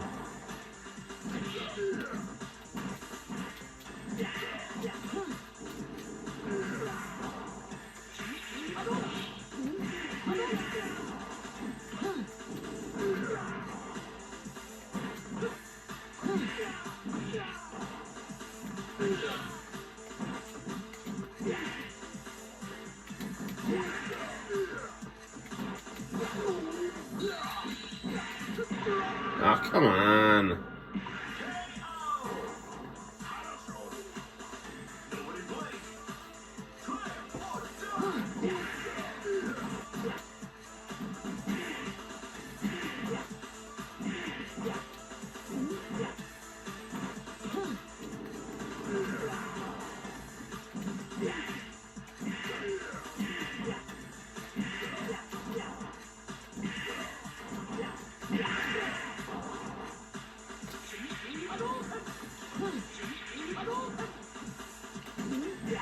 I got him.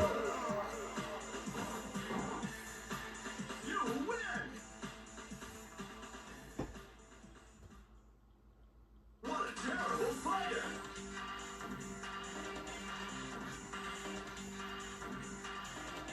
That's it, buddy.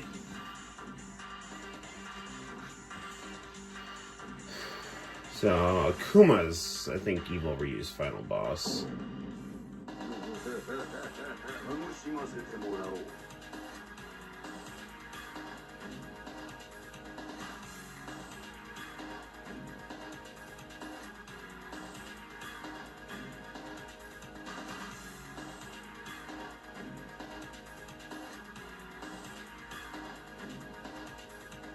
You can't give it up.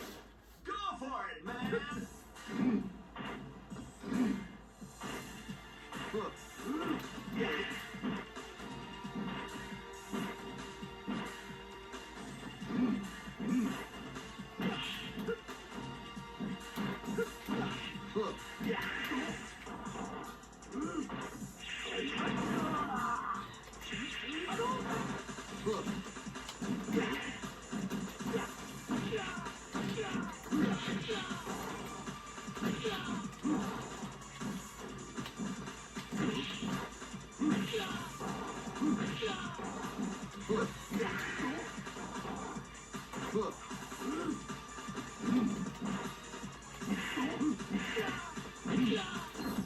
I'm going to want to change the controllers up a little bit here.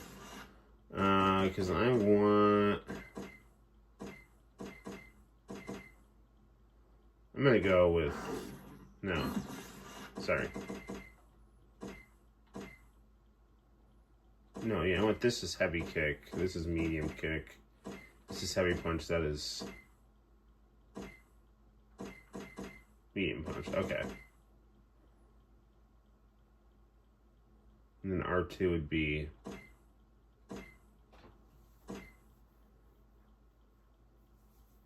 light punch and, I guess, special move?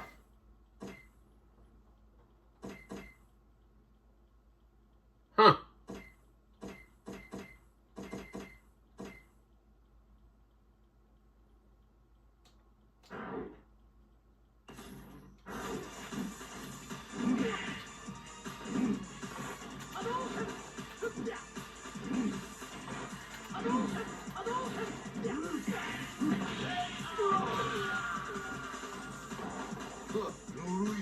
It all depends on your skill. Go for broke.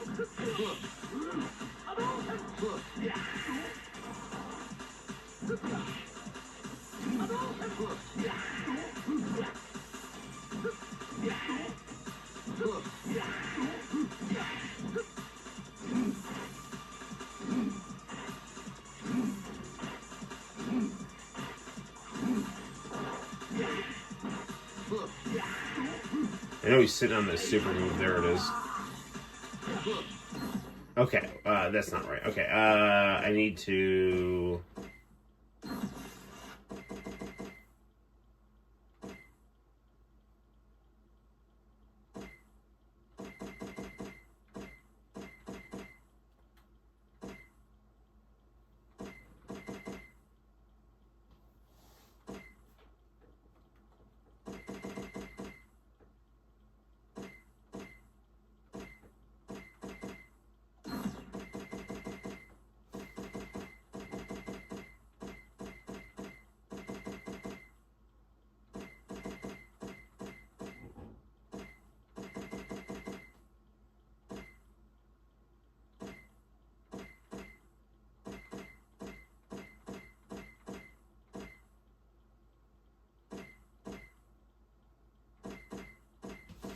Okay, so I want this to be heavy kick. I want that to be heavy punch.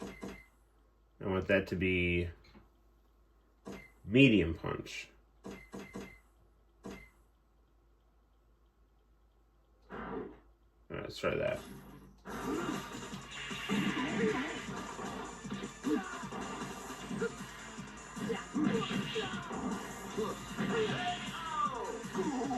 Wow, there's that one button super move really just makes things a lot easier.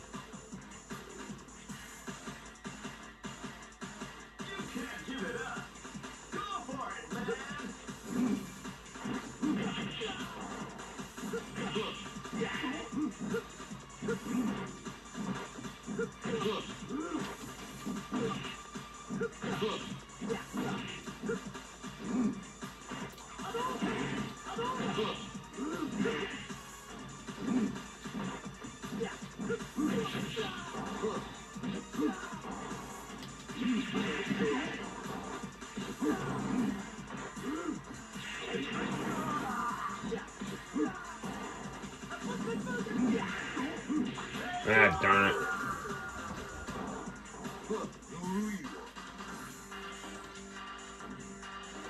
Yeah, his opponents can never... fighting game bosses can be quite annoying.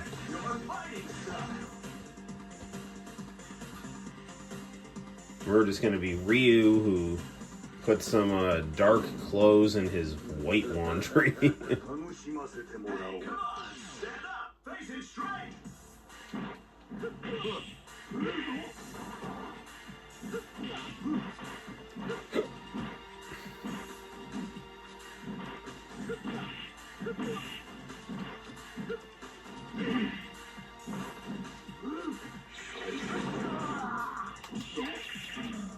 Ah, damn it, I almost had it.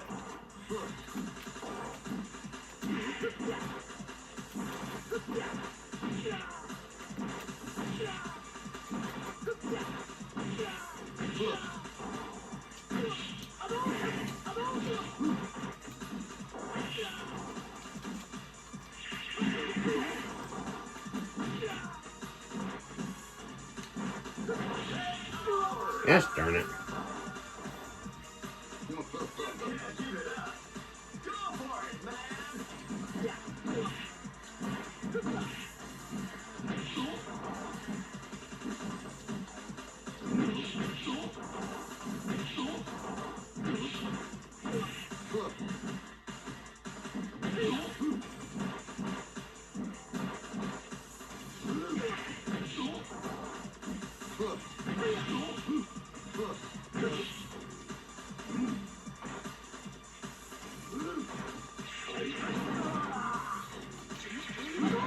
I got him.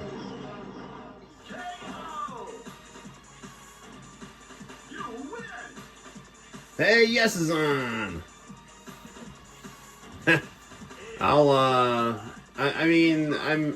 I'm not opposed to going up against easy opponents here.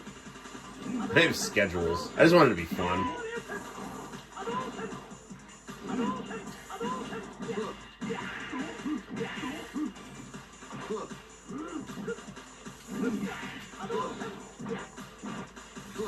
Well, greetings, yes, from the UAE.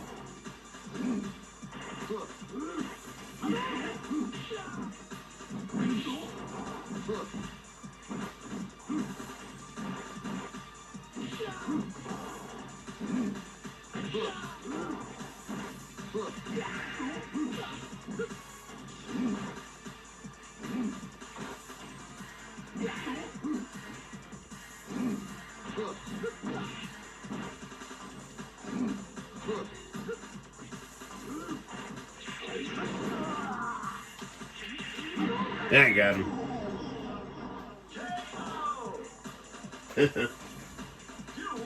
Alright, on to Akuma.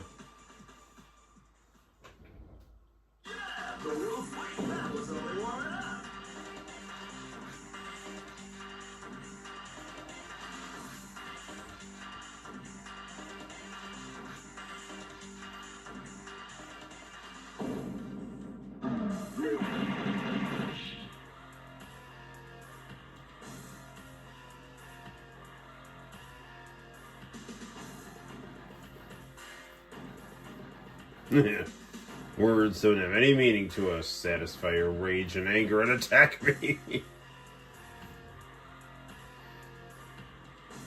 Get ready, fighters. Go for it, man.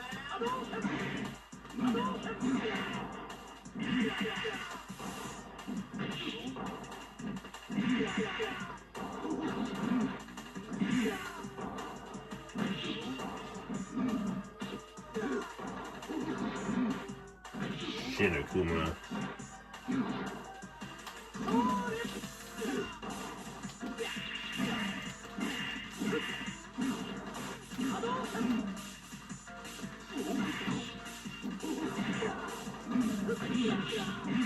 That darn almost had him. Let's party. Go for broke.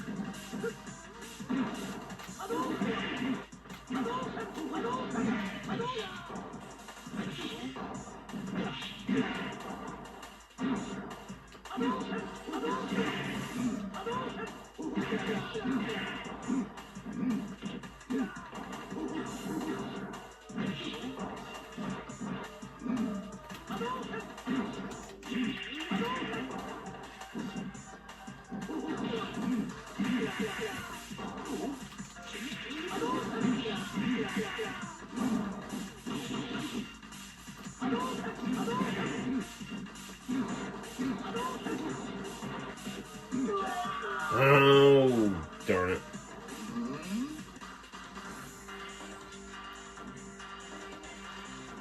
Yeah, Shit Akuma is the final boss for Evil Ryu. Your fighting style.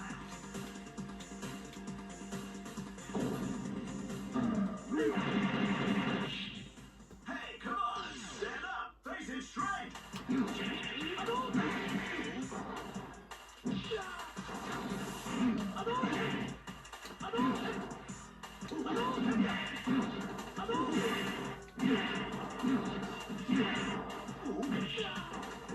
I should have really just set this to one round, but here we are.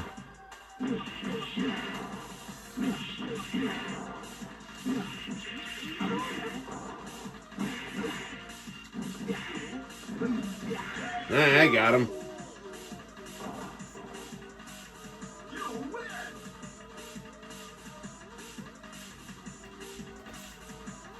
Let's party. Go for broke.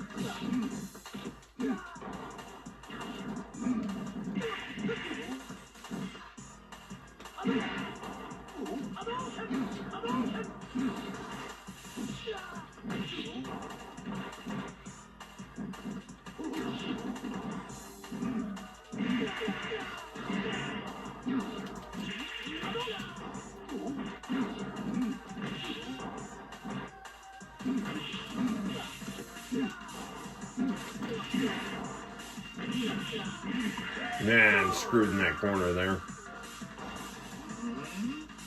Let's party. Go for broke.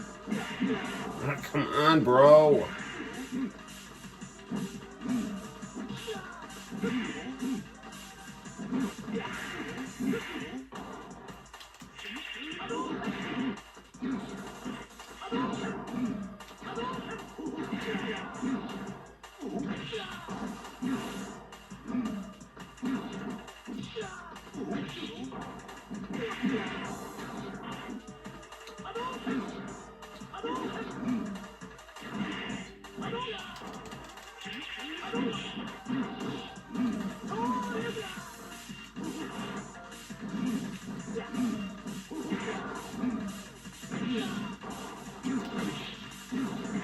Yes! You win! Whew, that was tricky, but we did it.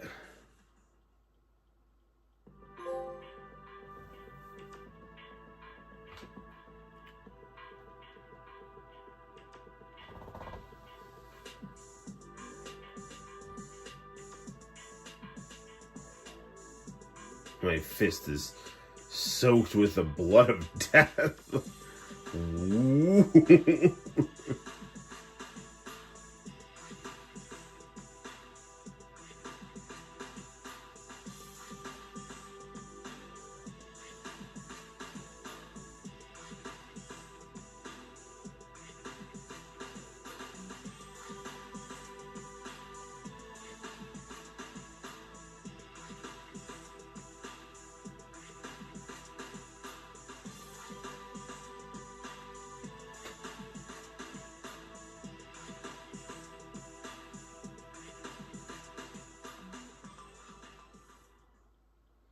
Oh, Ryu. Making bad life choices. Find out more at www.capcom.com. Game over. I just said the weirdest sentence I've ever said if I wasn't talking to a person. Try, and don't forget again. Is that why you have your brace on? No, it's 1 o'clock. I love those. Street Fighter Alpha 3. Love those, that letter spell there.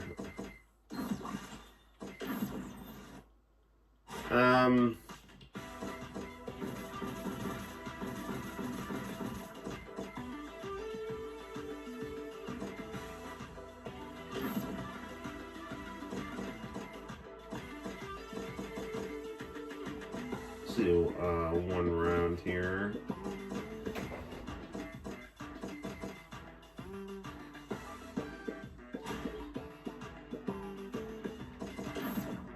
Capcom fighting.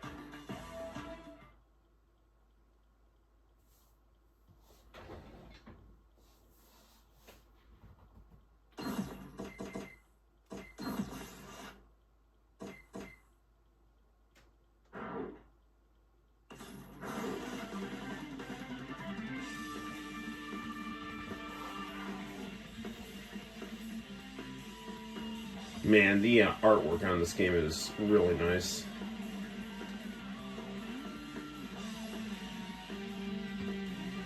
Actually, I think the B filter looks better here.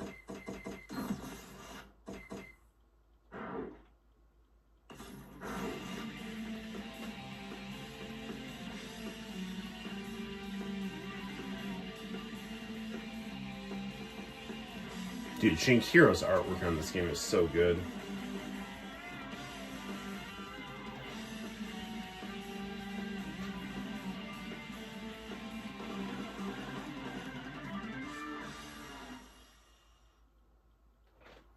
Capcom Fighting Jam.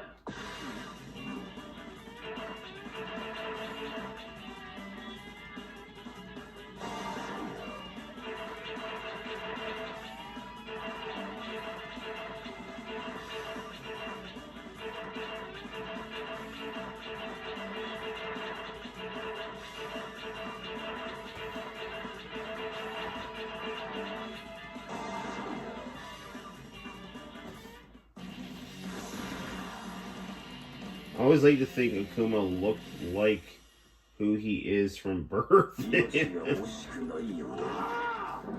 round, fight! Now!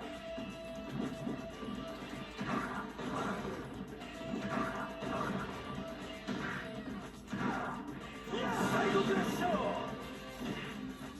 Flash! Flash!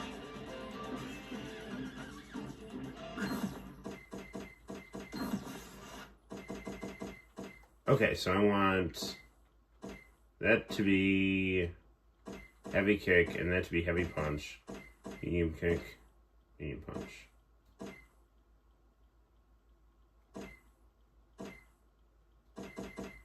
Yeah, I think that's right.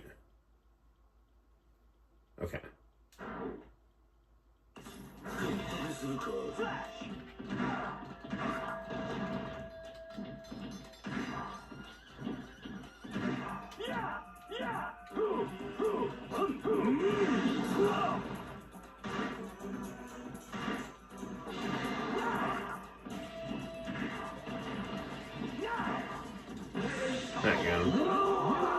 Standing next to a mountain, chop it down with the edge of my hand. Oh, with me putting this on one round, it doesn't really matter. It was just getting late, so I wanted to have a quick game, so, you know.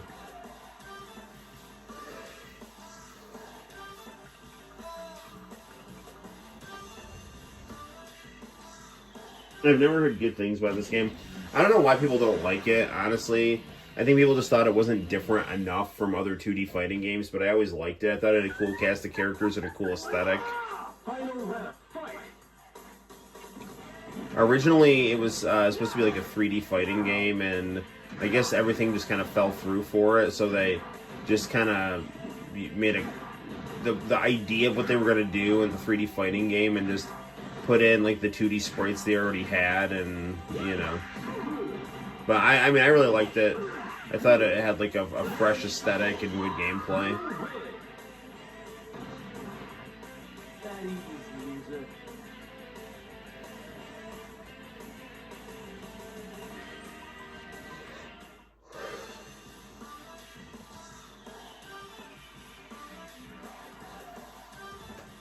This Capcom Fighting Collection, yeah, it's a bunch of fighting games in one game, yes.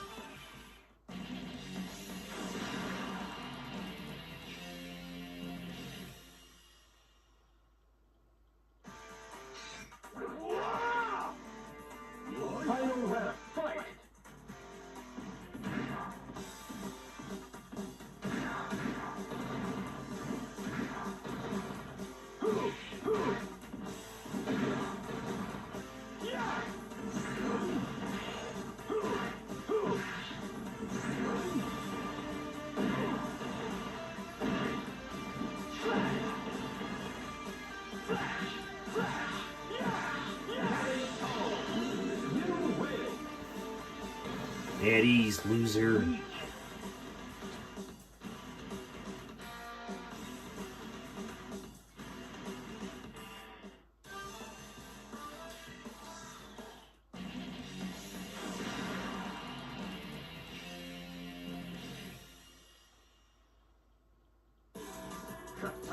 Yeah, so I've said it before and I'll say it again. This was my first game on the original Xbox. And I really enjoyed it.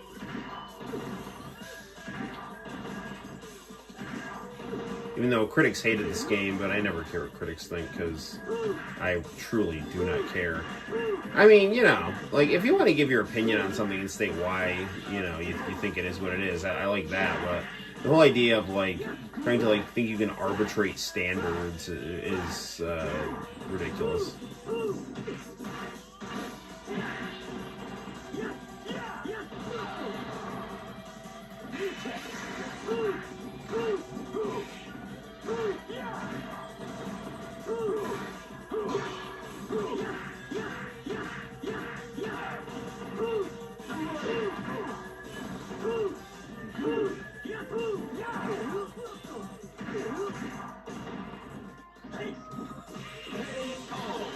Good going, Hulk Hogan.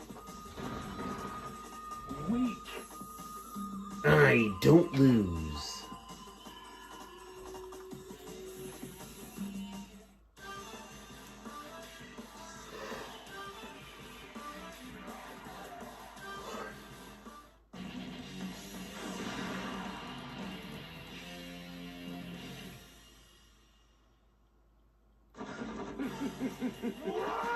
Final round, fight!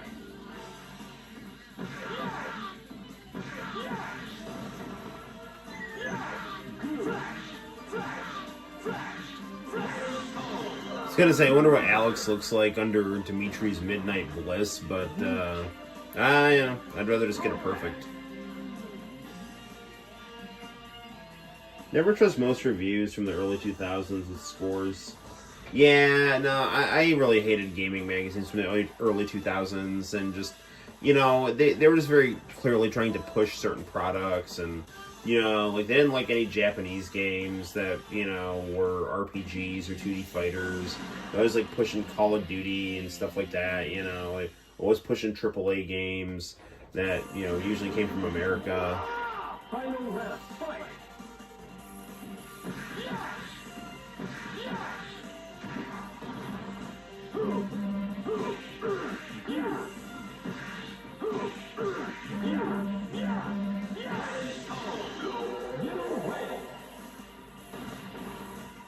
That easy, loser. Perfect! Well, that worked out, didn't it?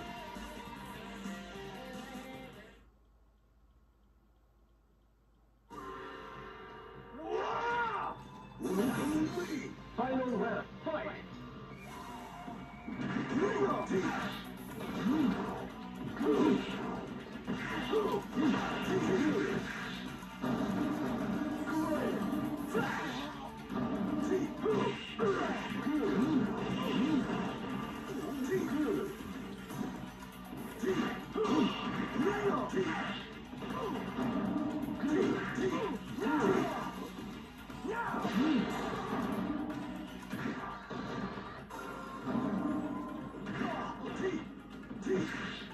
Jeez, come on.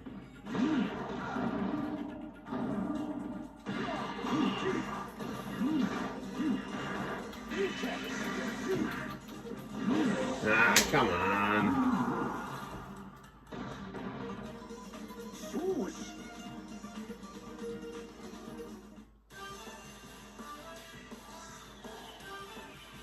Continue, die!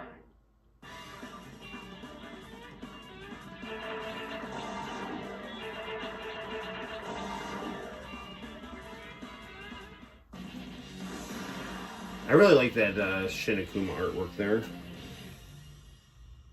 How many shirts does this guy have? As many as Hulk Hogan. Final round. Alex is supposed to be like a cross between Hulk Hogan and Terry Bogard.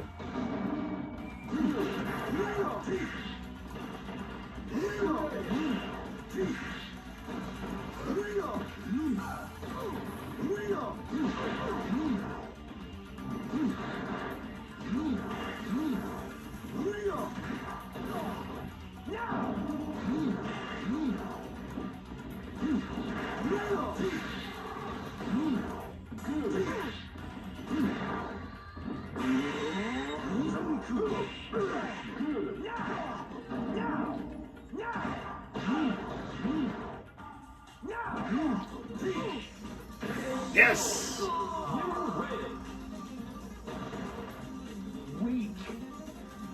Good work, Alex.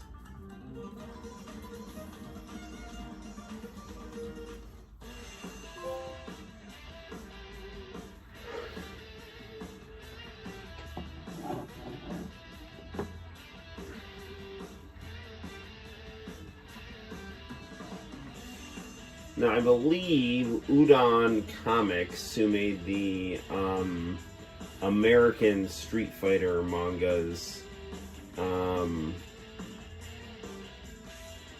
they had a combination of Japanese, American, and European artists. Pretty sure they did the artwork for the endings of this game.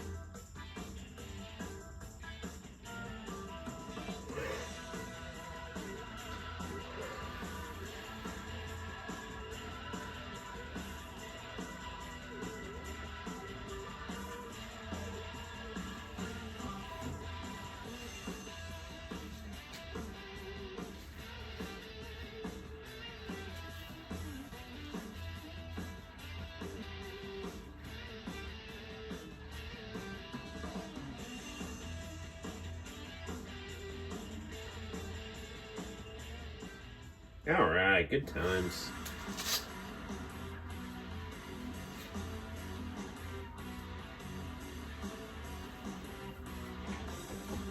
Let's enjoy our credits here.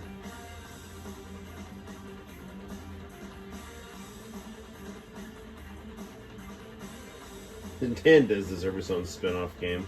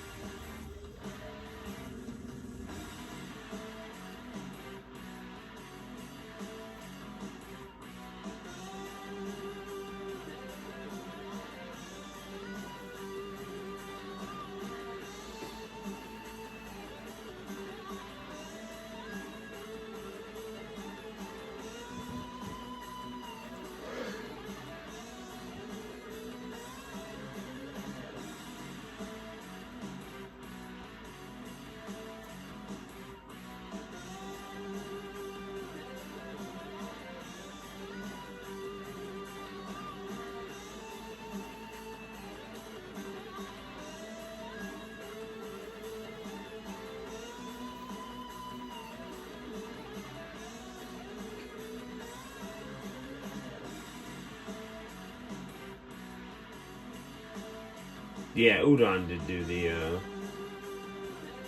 ending art there.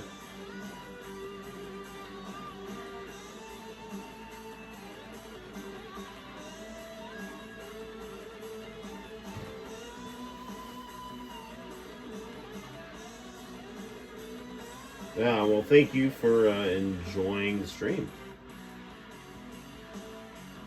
We're actually nearing 1:30, so we're gonna wrap this up like very soon.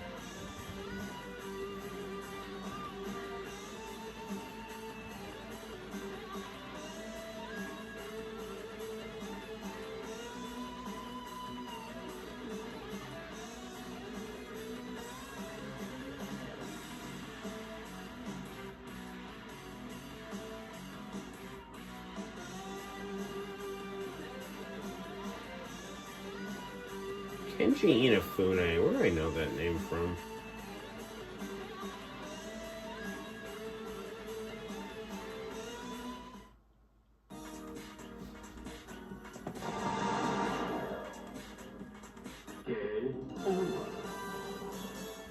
Alright, good times.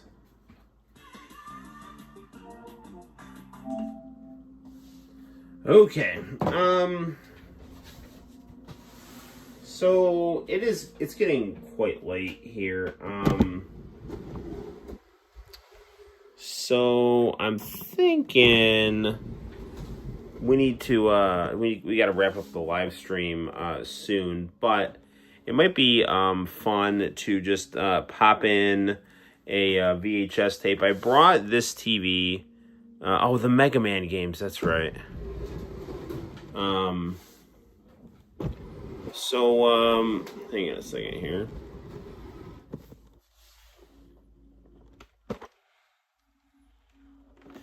So, hold on a second here. We're gonna just get our camera like so.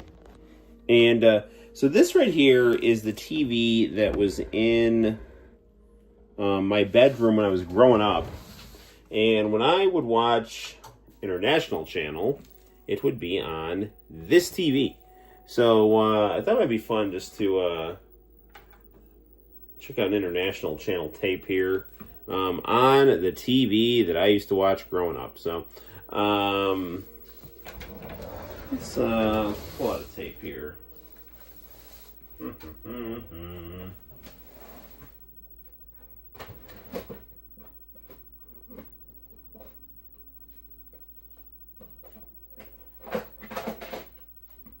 The tape I pulled out was underneath my autographed copy of ECW Extreme Evolution, signed by Rob Van Dam. It's a 5-star VHS tape. Okay.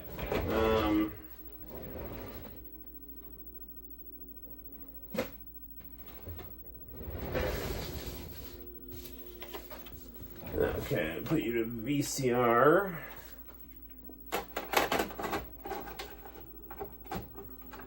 And let's play, and let's see what we got here. Wow, nothing. Okay, so let's rewind here.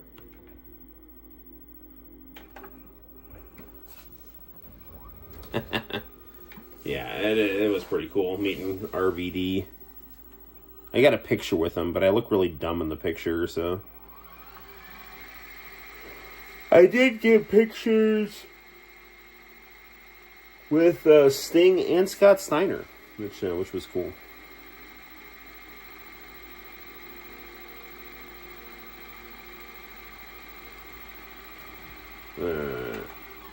What do we got?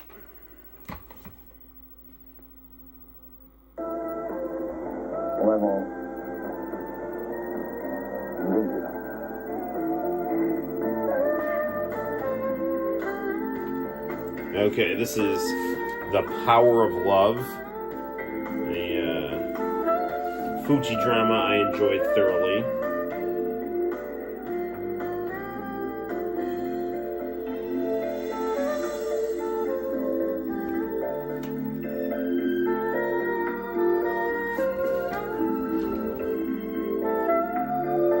what would you recommend to get more into wrestling? Watching WCW from, well, for me, I would say 94 through, really through 99 is like the glory period for WCW, I would say. But then it went into a really steep economic decline, and there were mistakes that were made. But I also thoroughly enjoyed the batshit crazy 2000 WCW. That I really like unhinged, funny stuff. So there's some people that want their pro wrestling to be taken like very seriously, and you can't mess around. It's not everything's got to like look fake real, and I don't know, whatever. But to me, I just like it to be entertaining to watch, and so I enjoyed the 2000s WCW, which a lot of people didn't like. But if you really want to see peak WCW, just watch all the episodes from late 96 through 1998, and it's just some of the best wrestling ever.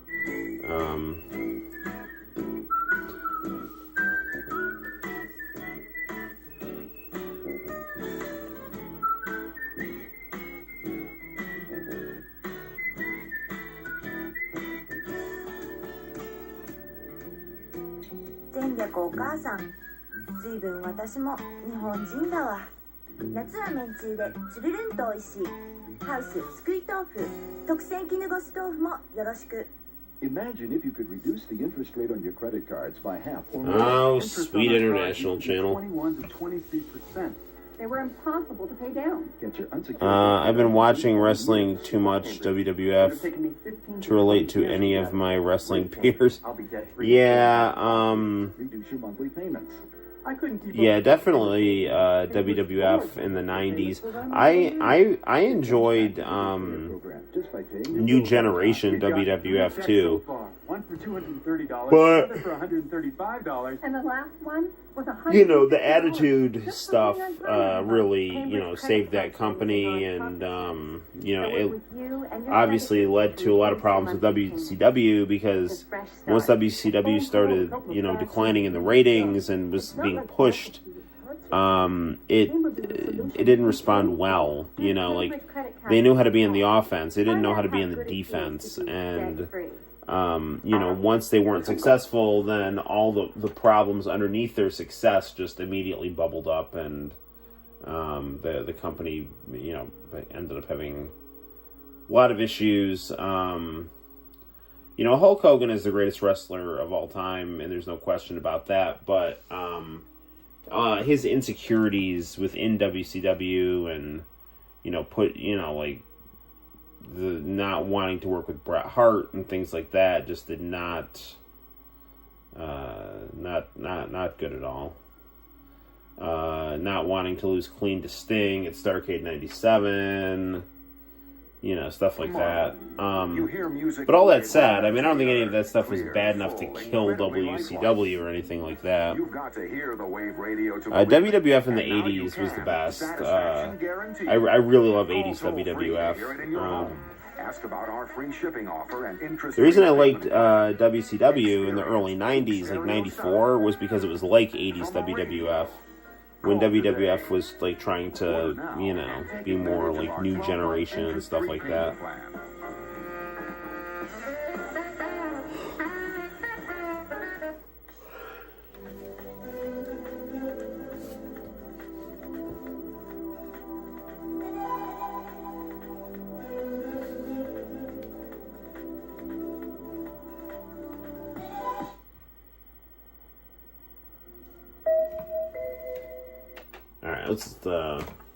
I can't really show a lot of Power of Love because I tend to get in trouble when I show that.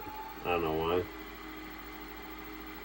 But, and it is getting late, so I can't really watch much more, but I do want to... Ooh, it's Ayumi Hamasaki. We'll listen to her, and then we'll probably wrap things up here.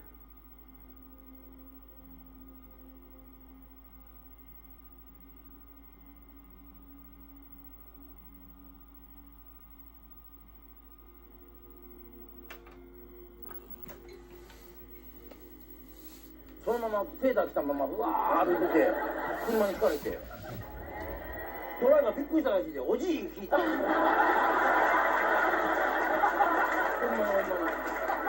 Jack Haynes, currently your favorite wrestler.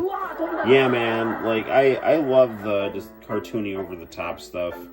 Dude, if you like 80s WWF, check out 1994 WCW. It is, like, batshit crazy, man. It is insane. Like, they got the Dungeon of Doom. Hulk Hogan is fighting wrestlers with superpowers who are teleporting around, and like the Hulk Hogan tries to explore the dark side of Hulkamania. He has a sword. It's like really just I love it because it's so insane.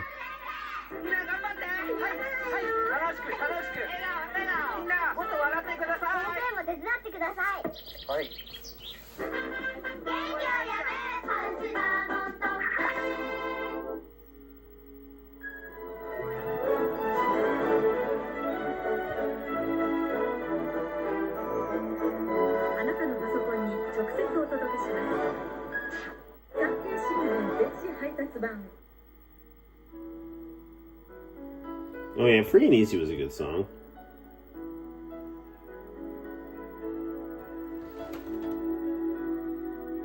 It is like Kinnikuman. It's insane.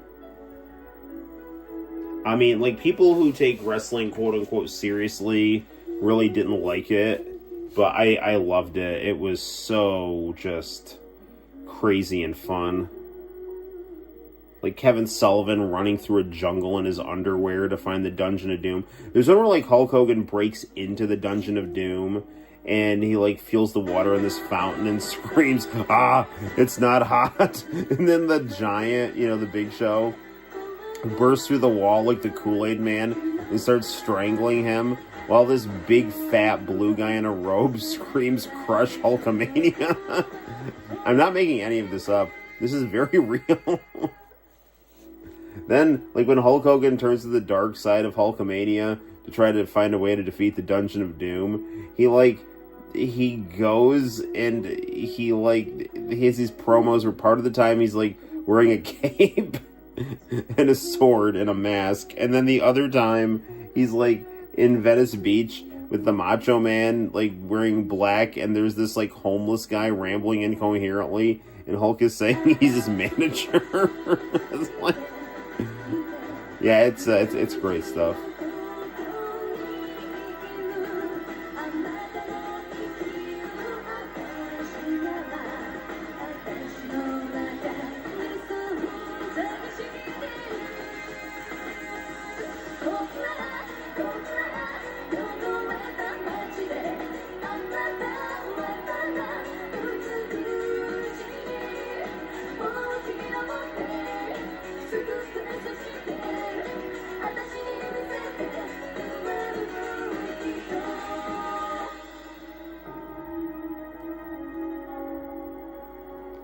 This is Free and Easy, Arrow.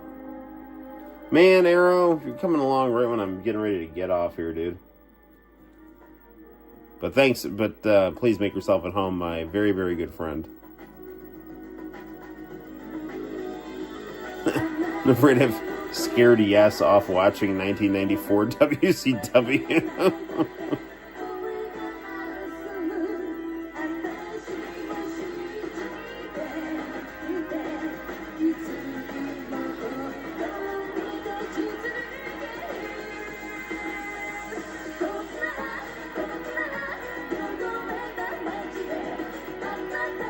Arrow, this is the TV I had in my bedroom when I grew up. I carried it over from the old house and cleaned it up, and now it's at home in the game room.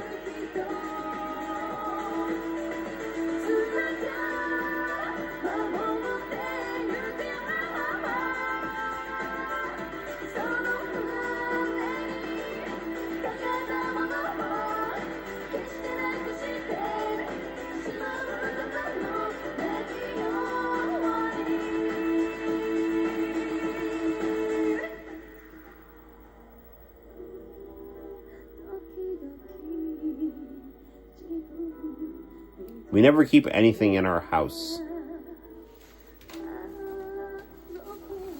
So you guys aren't too sentimental.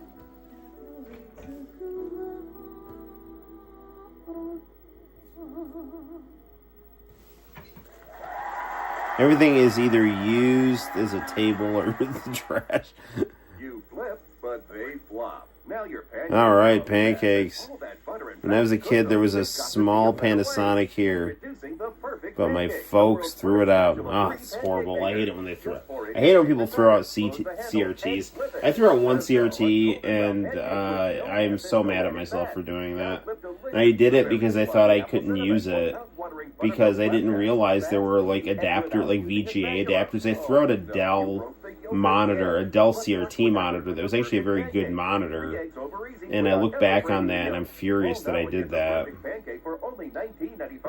But you know, I was trying to clean out, you know, the house I grew up in, which really had a lot of stuff that needed to be cleaned out, and you know, I thought the Dell monitor was unusable because the tower had stopped working, and so yeah, I ended up throwing out a perfectly good CRT VGA monitor. Now I ended up getting a Trinitron one, which is even better, but you know, still, all's well that ends well, I guess. But yeah, throwing out CRTs, man, that's horrible. New Year's Eve, parents encourage their children to stay awake for as long as possible because Find a cool legends retro say shop the that longer sells the children CRTs stay for awake, cheap. the longer You need they to live. get on that, my friend. Oh man, watching this Dragon Ball opening on this TV, you have no idea how many times I rewound this particular opening over and over and over and over again.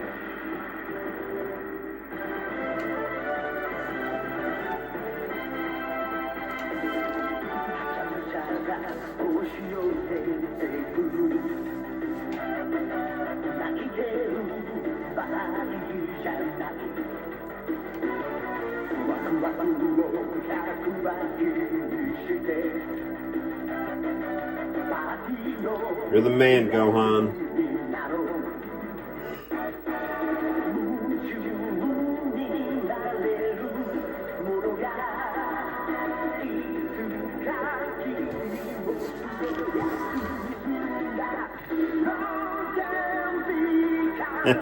Need to find a place to put it in a job.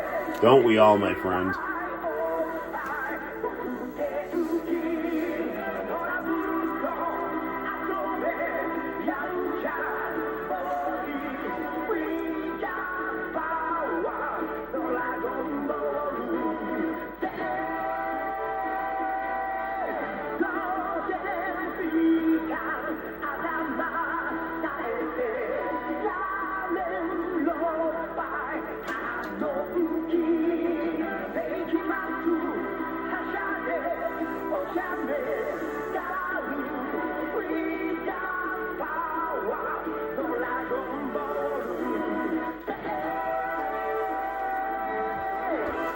Ah, such a good opening.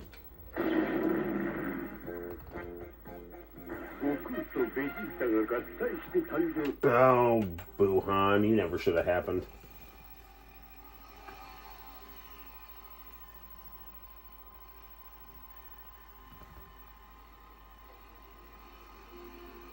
Dragon Ball Z's ending was just so, like... Tournament just didn't know what the hell he was doing. He just, like, was writing it on the fly. He was just tired and, you know...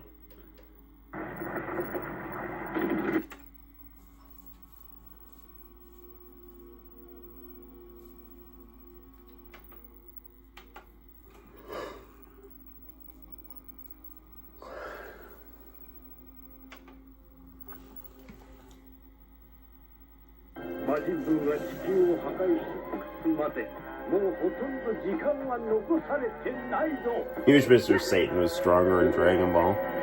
He was strong for a person. Are you losing your hair? Is that bald spot getting bigger? Medical studies have reported the Oh, I'm super bald.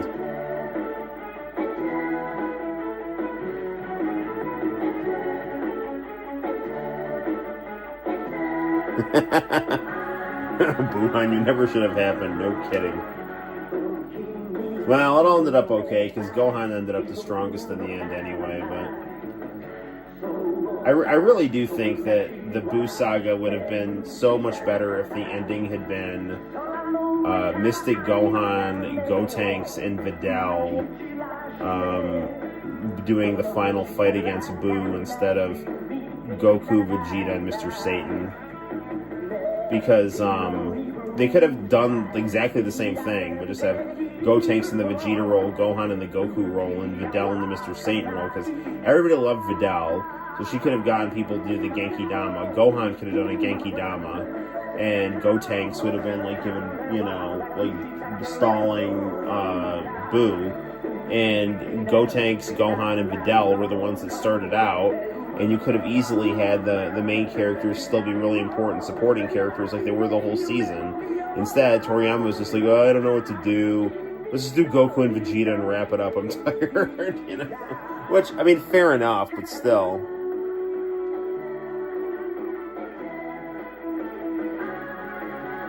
This is why I'm so into OGZ stuff.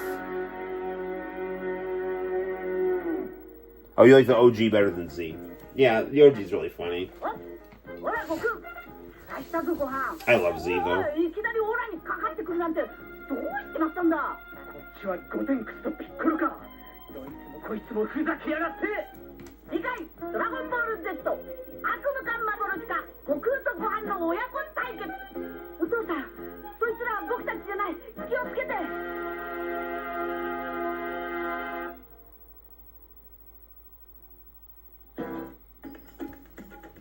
Alright, after these commercials, we're gonna have to wrap up the stream, because it's getting pretty late. I'm 80 years old and I can read. Aw, man. Where's International Channel 4 Life when you need them?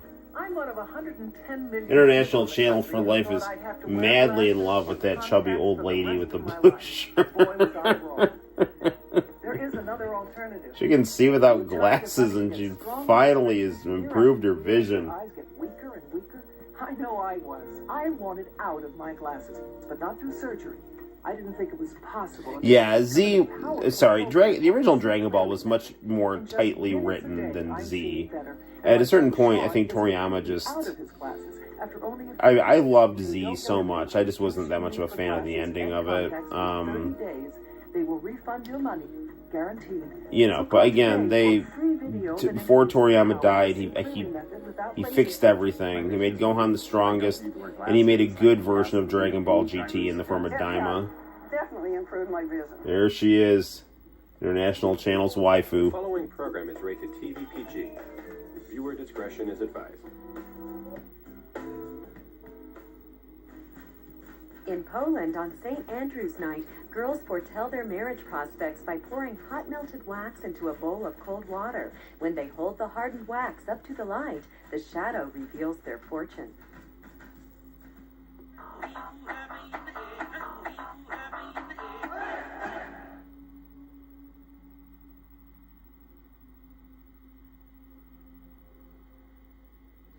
I wonder if I can show the Slayer's opening now and not get in trouble. Worst that happens, I'll just have to delete it. I doubt they'll give me... I doubt they'll strike me. I'm just curious. I just want to see if I can show it.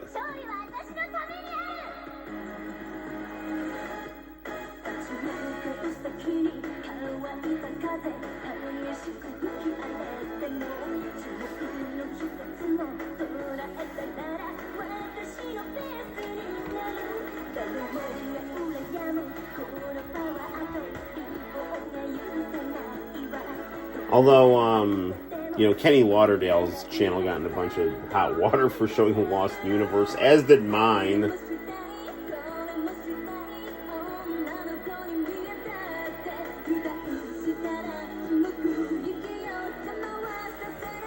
Yeah, Slayers was good. For some reason, Lost Universe was, they had no patience for that on YouTube.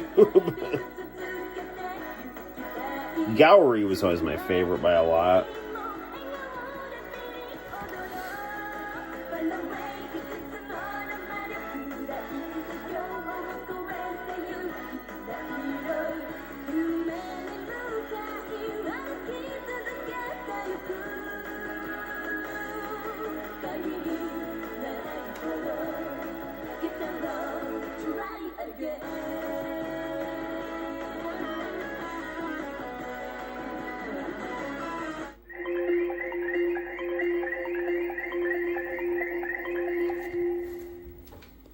To this day, when I think of it comes to something like a pure fantasy anime, the best, I mean, Slayers is funny for sure, but if you're looking like for the best pure fantasy anime, like it's the original Record of Lodoss War.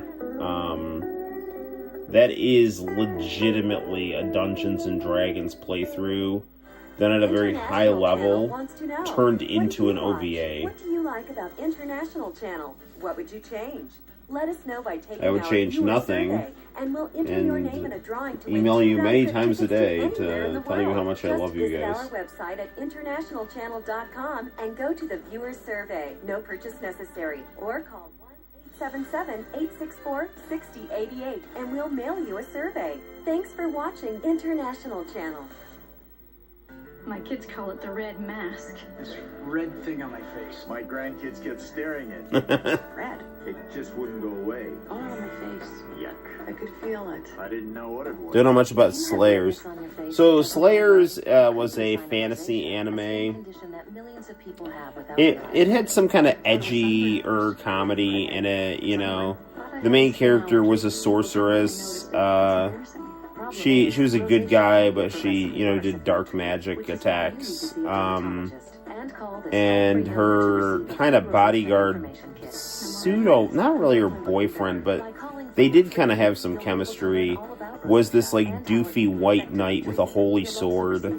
And she ends up meeting like a white priestess and a golem along with Gowry, and they end up like, you know, fighting like really just different really bad guys. And there's just a lot of, the characters are very funny.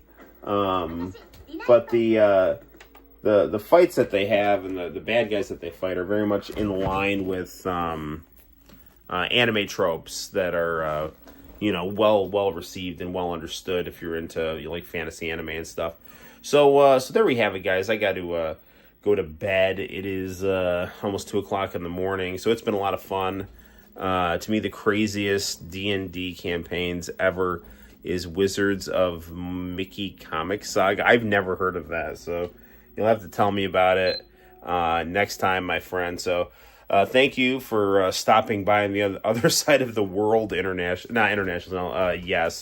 And thank you, everyone, for watching the International Channel with me. And thank you for, you know, watching me play some Capcom fighting games, although I really didn't want to have to pay full price for them because I had a gift card and I accidentally bought it without the gift card, but whatever. So, yeah, right on. So, stay tuned to the International, not International, I'm so late, I gotta go to bed. Stay tuned to the Noel ComiX YouTube channel, where we watch the International Channel, and play video games and talk about stuff. So, right on, I'm gonna try to get some new artwork on the channel and whatnot. Take care, everybody. Until next time, my name is Noel. You take care, and I'll see you in the very near future for more fun and excitement on the Noel ComiX YouTube channel. Sleep tight, guys. See you soon. Bye-bye.